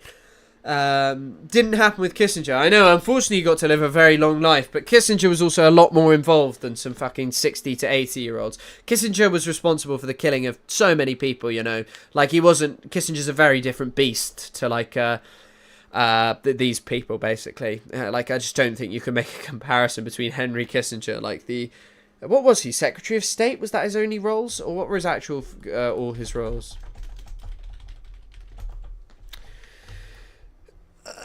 I thought it was Secretary of State, but I don't know what all his roles were. National Security Advisor as well. And also, Henry Kissinger's an interesting guy in that he believed that, yeah. What would it take you for you to take you up to Hassan levels? If I was... I don't think I would want to do Hassan levels of streaming, I've got to be honest. I do enjoy streaming, but it's so much effort, and it takes up most of the day, and I like making videos. I like writing, I like thinking, and all of these things. Because, like, also, at this point, I didn't plan the stream a lot today, because I've just been researching this aid plan all day. But I don't know what it would take to get me up to these to that kind of level. Probably like, I don't know. I like streaming and I have a good time, but it's just like 2-3 hours. I think that's better for me. Between 2 and 4 hours. I could do 5 hours if I'm interested in doing something, but I may call it actually, you know what? Do people want to see me react to this? Like, it's only a 15-20 minute clip of Lonerbox that we'll watch at like fucking 2 times speed or 1.5 times speed. If people want to watch that, then I'll stay for a bit, but I could just talk about anything. This one in like 2 minutes. No. The next video will be out very soon. Once you diversify a bit more, you can put in with your viewers who agree with your anti. Maybe. My PC, yeah, also, I think my PC is going to break. I'm going to be honest. I think my PC is getting hotter and stuff. I noticed when I was rendering that video, my room was actually, like, warm. Like, genuinely warm. So, yeah. Hassan treats streaming as a full-time job. That is his job. So doing his numbers is nuts. Yeah, I mean, it is a full-time job, and I probably could do it. I probably could do this if I was live all day. I think I'd make enough donations. But like, also a lot of people who stream all day just sort of sit there and do things. Yeah. Also, yeah. It's cool that you do streams at a steady pace. I don't want to wear yourself out. Thank you very much. Yeah, the only reason I'll reduce the amount of streams is so I can do a bit more YouTube video making, because I've been slow on it and I enjoy getting them out and I think that that's fun. And yeah, it's just also like, I guess sometimes it's slower news days. Like today, there wasn't all that much news, like all that news today, you know. Right, what was I gonna search? Oh yeah.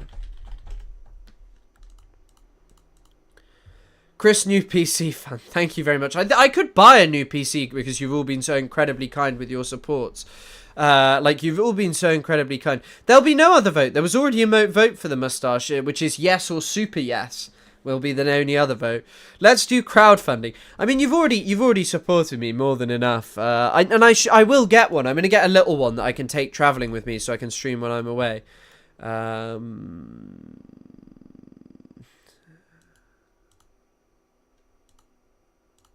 Hold on. Han Yunis, but it's all. Let me just find it. Here you go.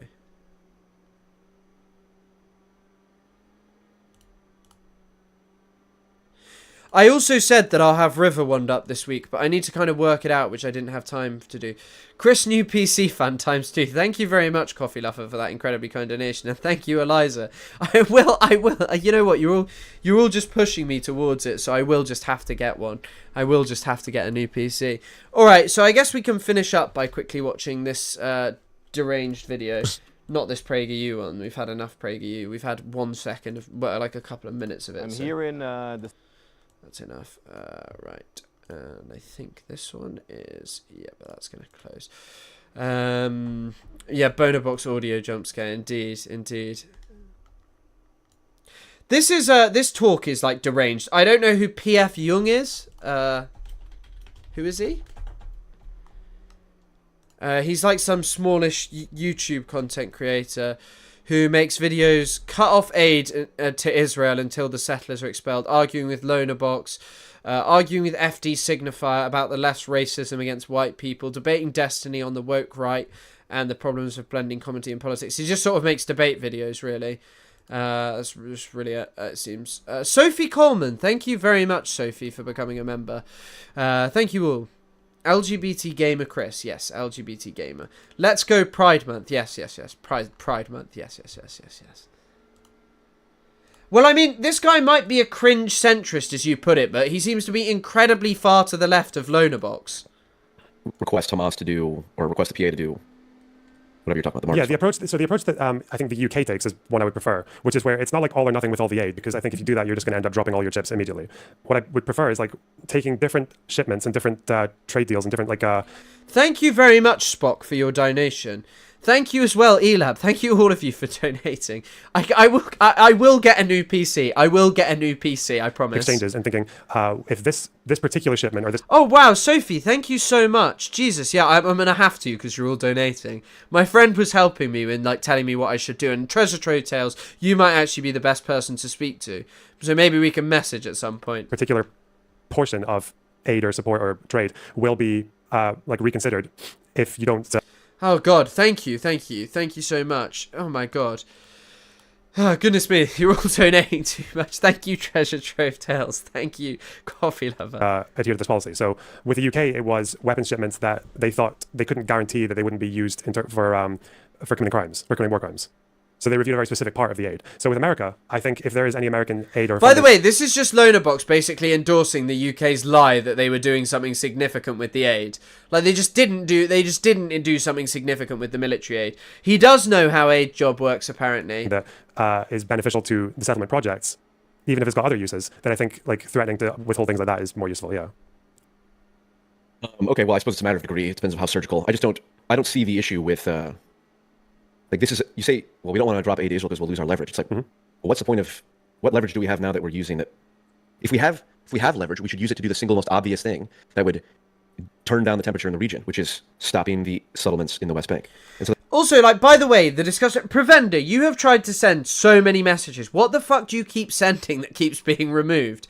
Fuck it, PC Fund. Thank you, Elegance. And yes, happy birthday to the gays. Happy birthday to the gays. Happy birthday to Douglas Murray. Douglas Murray is one of the gays, allegedly.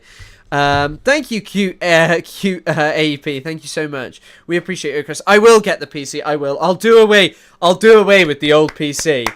But yeah, what was I going to say? So I set up a good donation goal, and if we reach it, I'll do a glute spread on stream. Upgraded to AM5. It was just easy to fund a PC when upgraded to AM5. Oh, I don't know anything about fucking upgrading my PC or anything about PCs. I have one and I've used it to play games in recent years.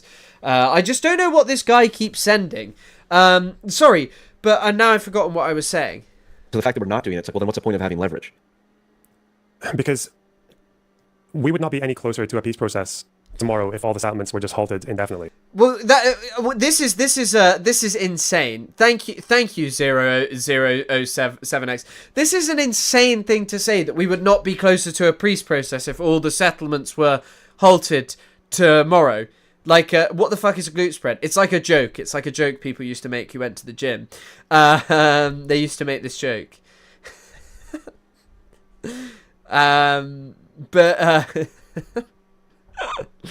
Much love, love. Happy to help with PC upgrade questions anytime. Thank you, Dylan Santoriello. I think I'm going to look into building a smaller one that I can transport around with me a bit, because I have to travel a bit next year, or just generally.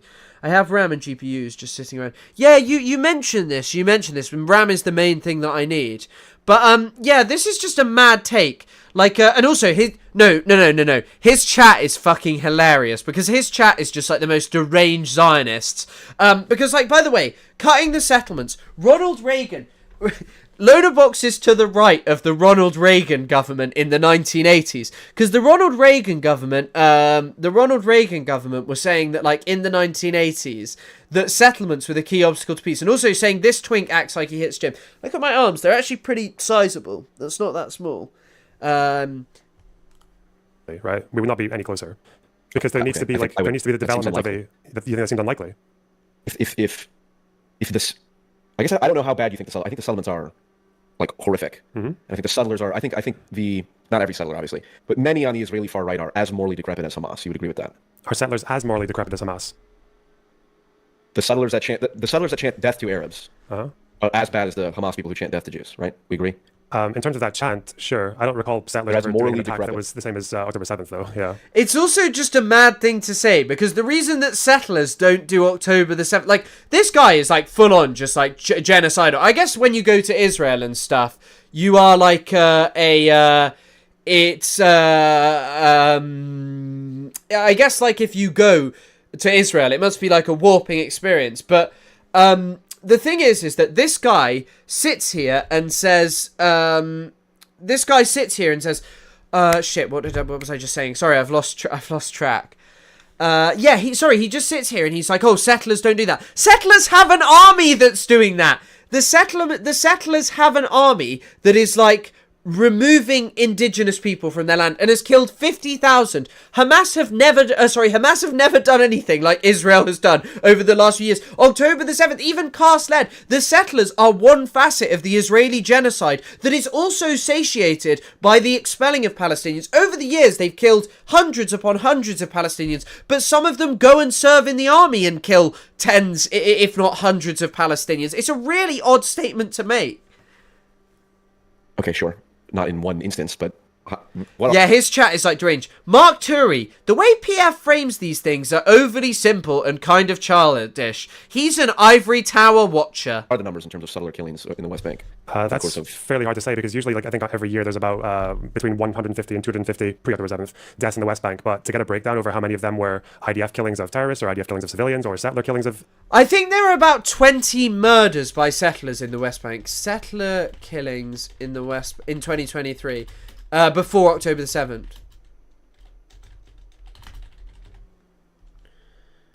But there were 1,800 attacks.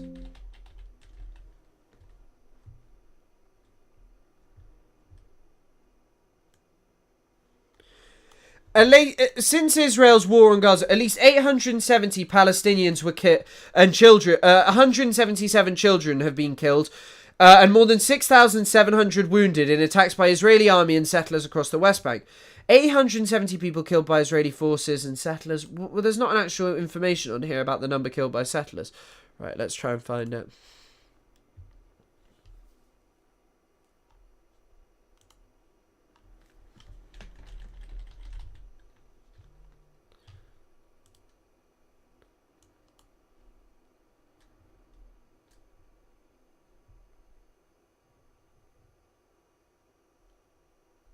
So, 17 Palestinians were killed between October the 7th and April 3rd. 17 Palestinians were killed by settlers, along with 400 being wounded, and 7 settlers got killed in self-defense.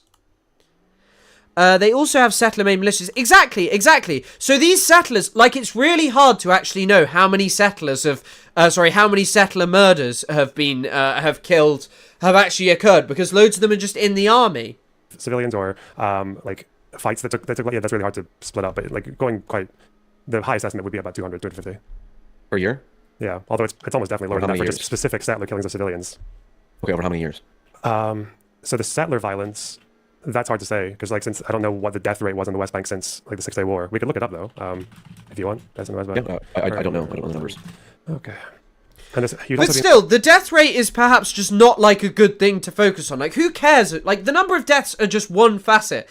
The Israeli occupation has literally destroyed Palestinian life in the West Bank. It has destroyed their economy. It has destroyed their social connection, the way in which they live. And so just reducing it to that is pretty fucking weird, you know? It's a pretty odd way to do it, to just be just this many have been killed. There's no comparison between settlers and Hamas. Israel has destroyed the lives of Palestinians in the West Bank. He's talking about there were several hundred killings in the West Bank before the atrocities. What source, Chris? So this is from Human Rights Watch, and this is talking about between October 7th and April 3. There are about 200 Palestinians... violence 2023 Middle East Eye. I'll pull it up because it was definitely when I was working at Middle East Eye. I used to talk about this all the time.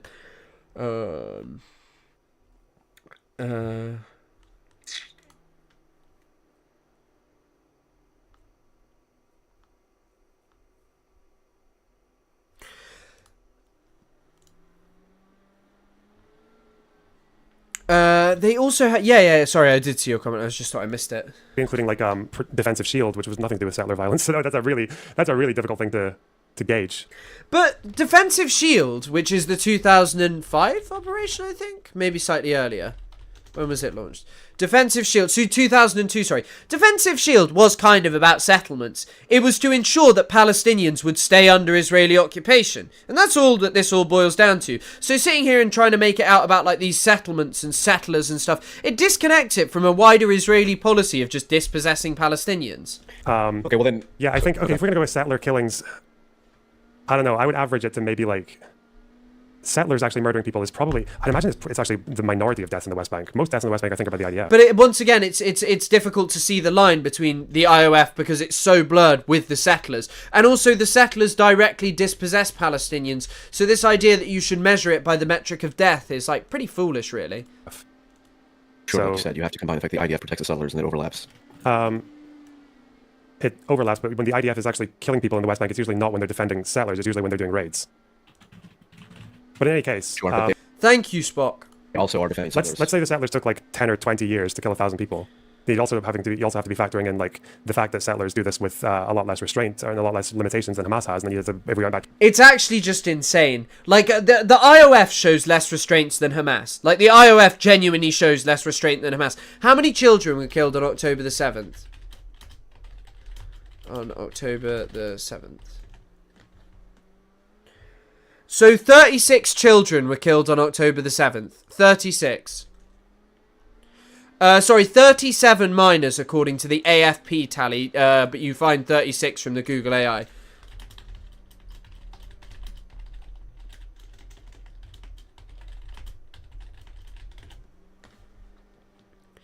Over 320... Oh, no. That's...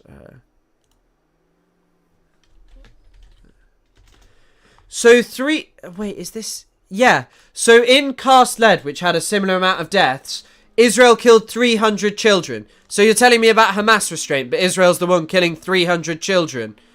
There you go. 300 children were killed during Cast Lead.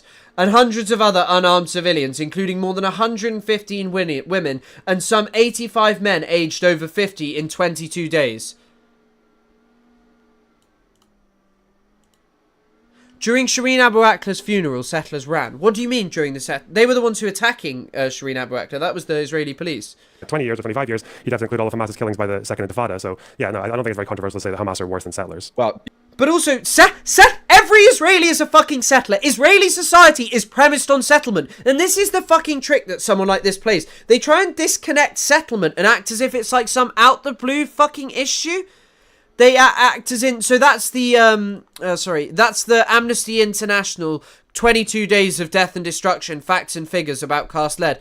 And also, like, settlement has way larger effects than just killing. Settlement is about destroying Palestinian life, as I say. It is about dispossessing and destroying people's homes. Like, okay, killing someone is awful. Killing someone is a fucking, like, bad thing. But... is it not awful to have your home taken from you? Every single thing that you possess taken away? Your community, your history, your existence in that life just removed? And you just sit there and go, well, yeah, because Hamas killed more people in a military operation, by the way. And also, by the way, settler violence is like a very different thing. Settler violence is like a part of trying to remove Palestinians from the land. Trying to remove Palestinians from historic Palestine, that is also expressed in the same way in the Gaza Strip through huge bombardment. Israel is bombing Gaza whilst it also escalates settler violence in the West Bank. Like, there are so many... hold on. I'm just going to check if there's something on Basil Adra.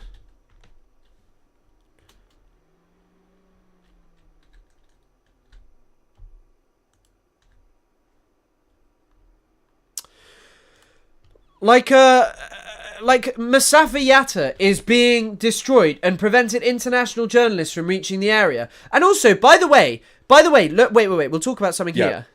You don't think it's controversial to say the Hamas are... No, I'm talking the type of...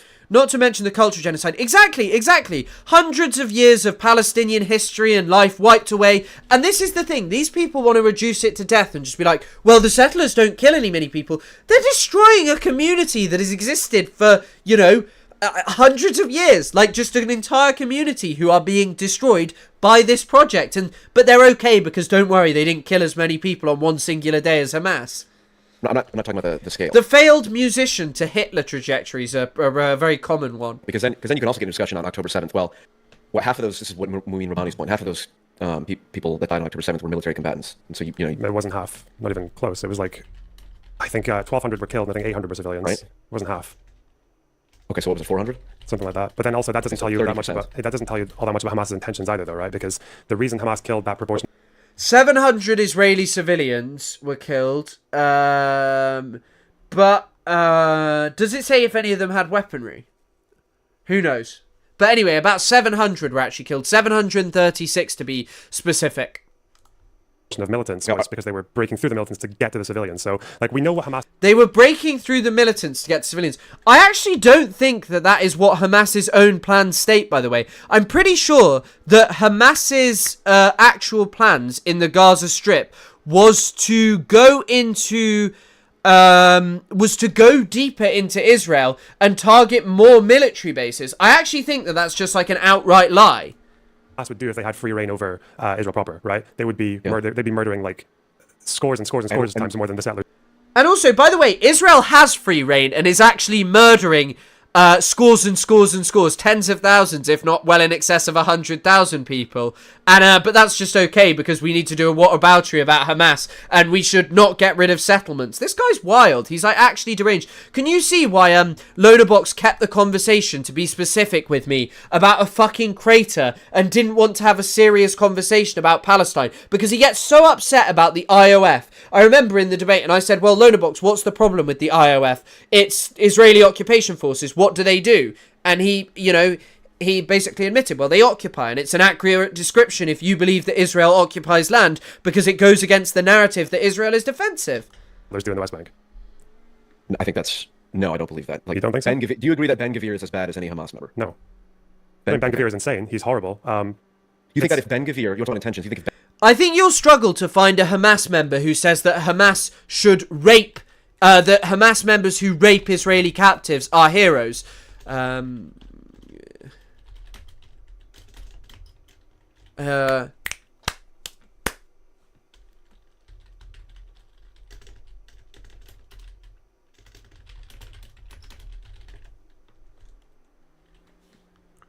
I'll see if I can find it. Everything is... Here you go.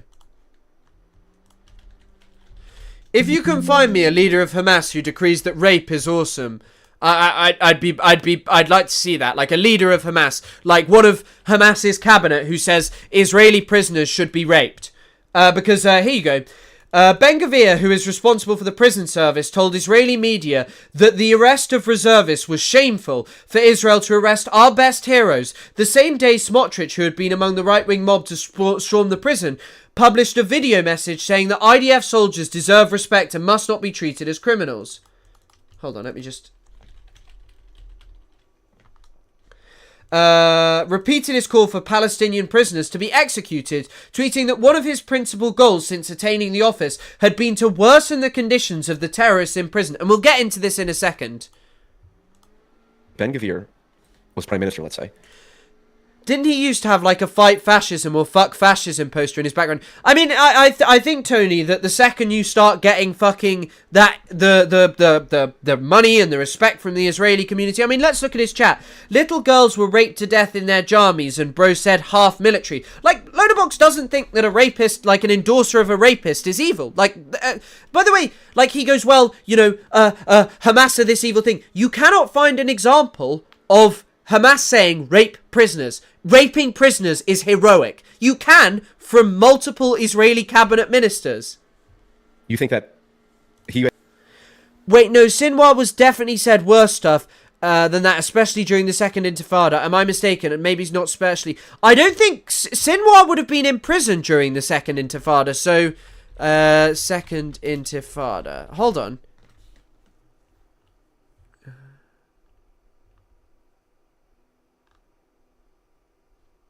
Now, I think if, to be honest, I think if they're Hamas...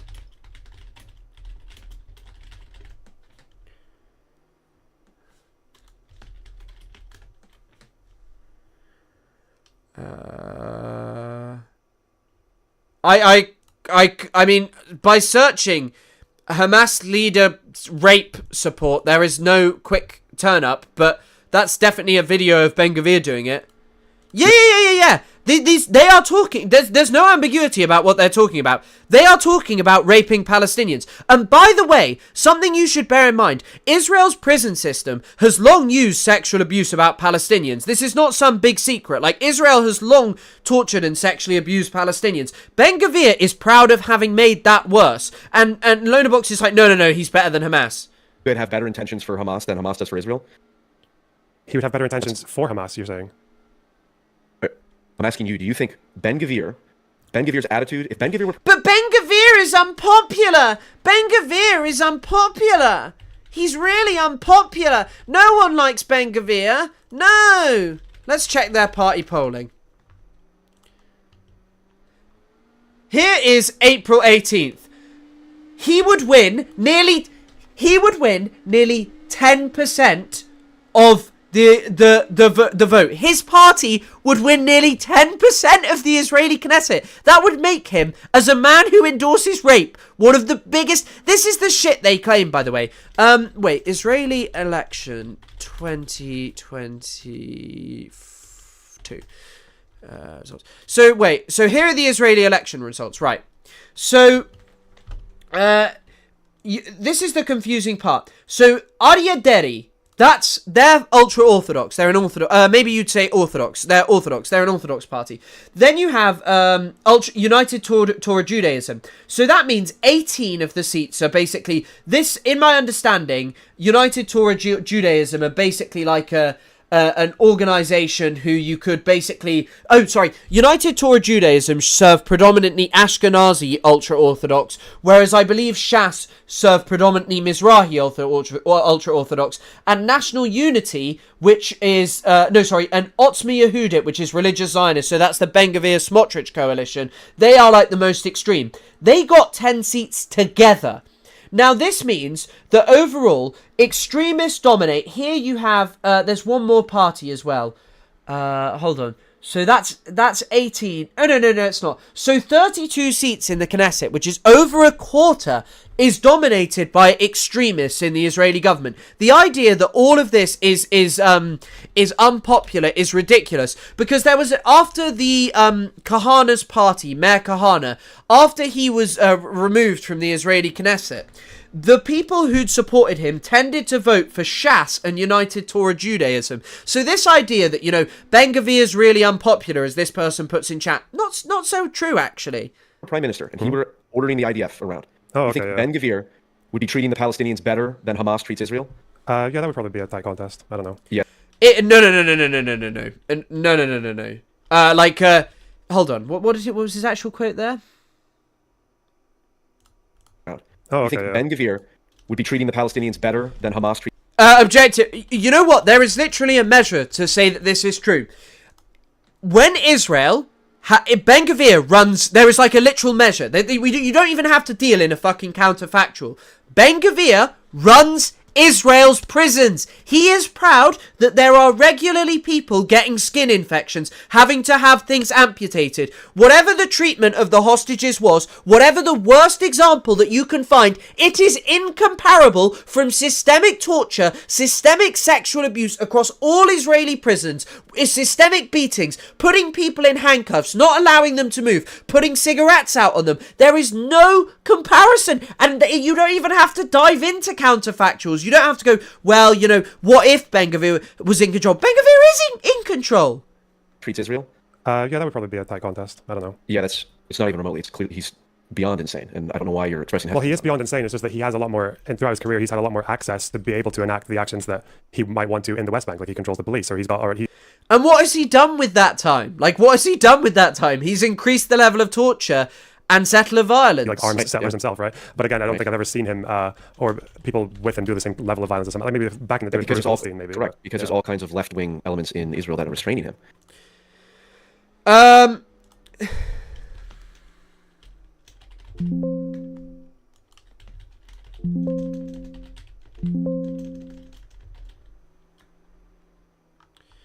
Hold on.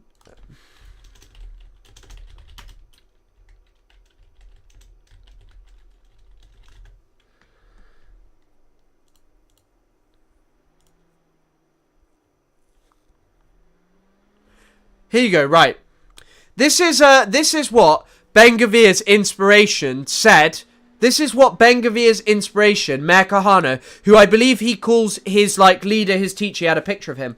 In February 1990, a little over 2 years into the First Intifada, a non-violent uprising, by the way, Kahane told a San Francisco audience that he knew how to bring the Palestinian uprising to a speedy end. The American-born Israeli, which was banned from running, so he was banned from running, he was so racist. He would start out, Kahane continued, so he would start out, Kahane continued, by banning all journalists from the West Bank before telling Israeli troops they had 2 days to do whatever you need to do. And with that, the rabbi concluded the Intifada would be over. This was not the first time he shared his violent fantasies about becoming the minister in charge of the Israeli army. 5 years earlier, he told a crowd of supporters in Haifa, if he were appointed to that role, Palestinians would come to me, bow to me, lick my feet, and I will be merciful and allow them to leave. Whoever does not will be slaughtered. This is Ben-Gvir's inspiration. Yeah, I hope you enjoyed the Windows sound over and over again. But the idea that Ben-Gvir is not as morally decrepit as Sinwar, I don't understand. Sinwar's murdered people with his bare hands. Ben-Gvir, as far as I know, hasn't. Also, where does this story come from? Sinwar murders people with his bare hands. Where does it come from? Israel. It comes from Israel.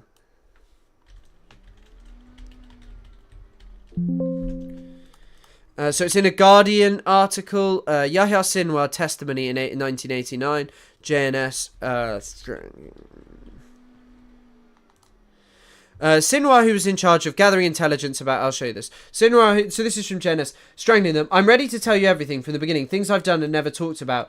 He said, according to a transcript of the interrogation, which is 10 pages long. Around 3 years earlier, Sinwar joined forces with the then head of House, Ahmed Yassin, just been released, blah, blah, blah, blah, blah, blah, blah.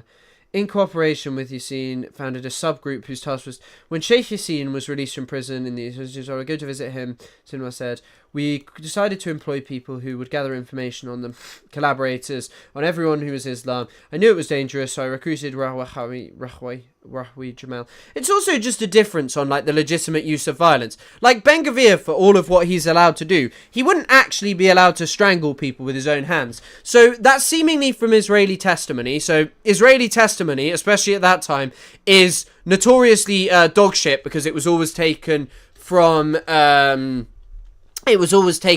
extracted via torture, and it would have been with Yahya Sinwar 100%.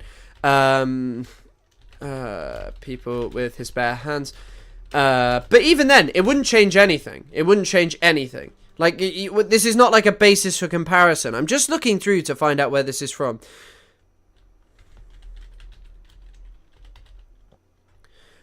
He confessed to another claims that he dripped boiling oil in suspects' heads and executed numerous individuals who confessed to working for Israeli intelligence. This is from New Lines. They don't provide citations beyond Israel.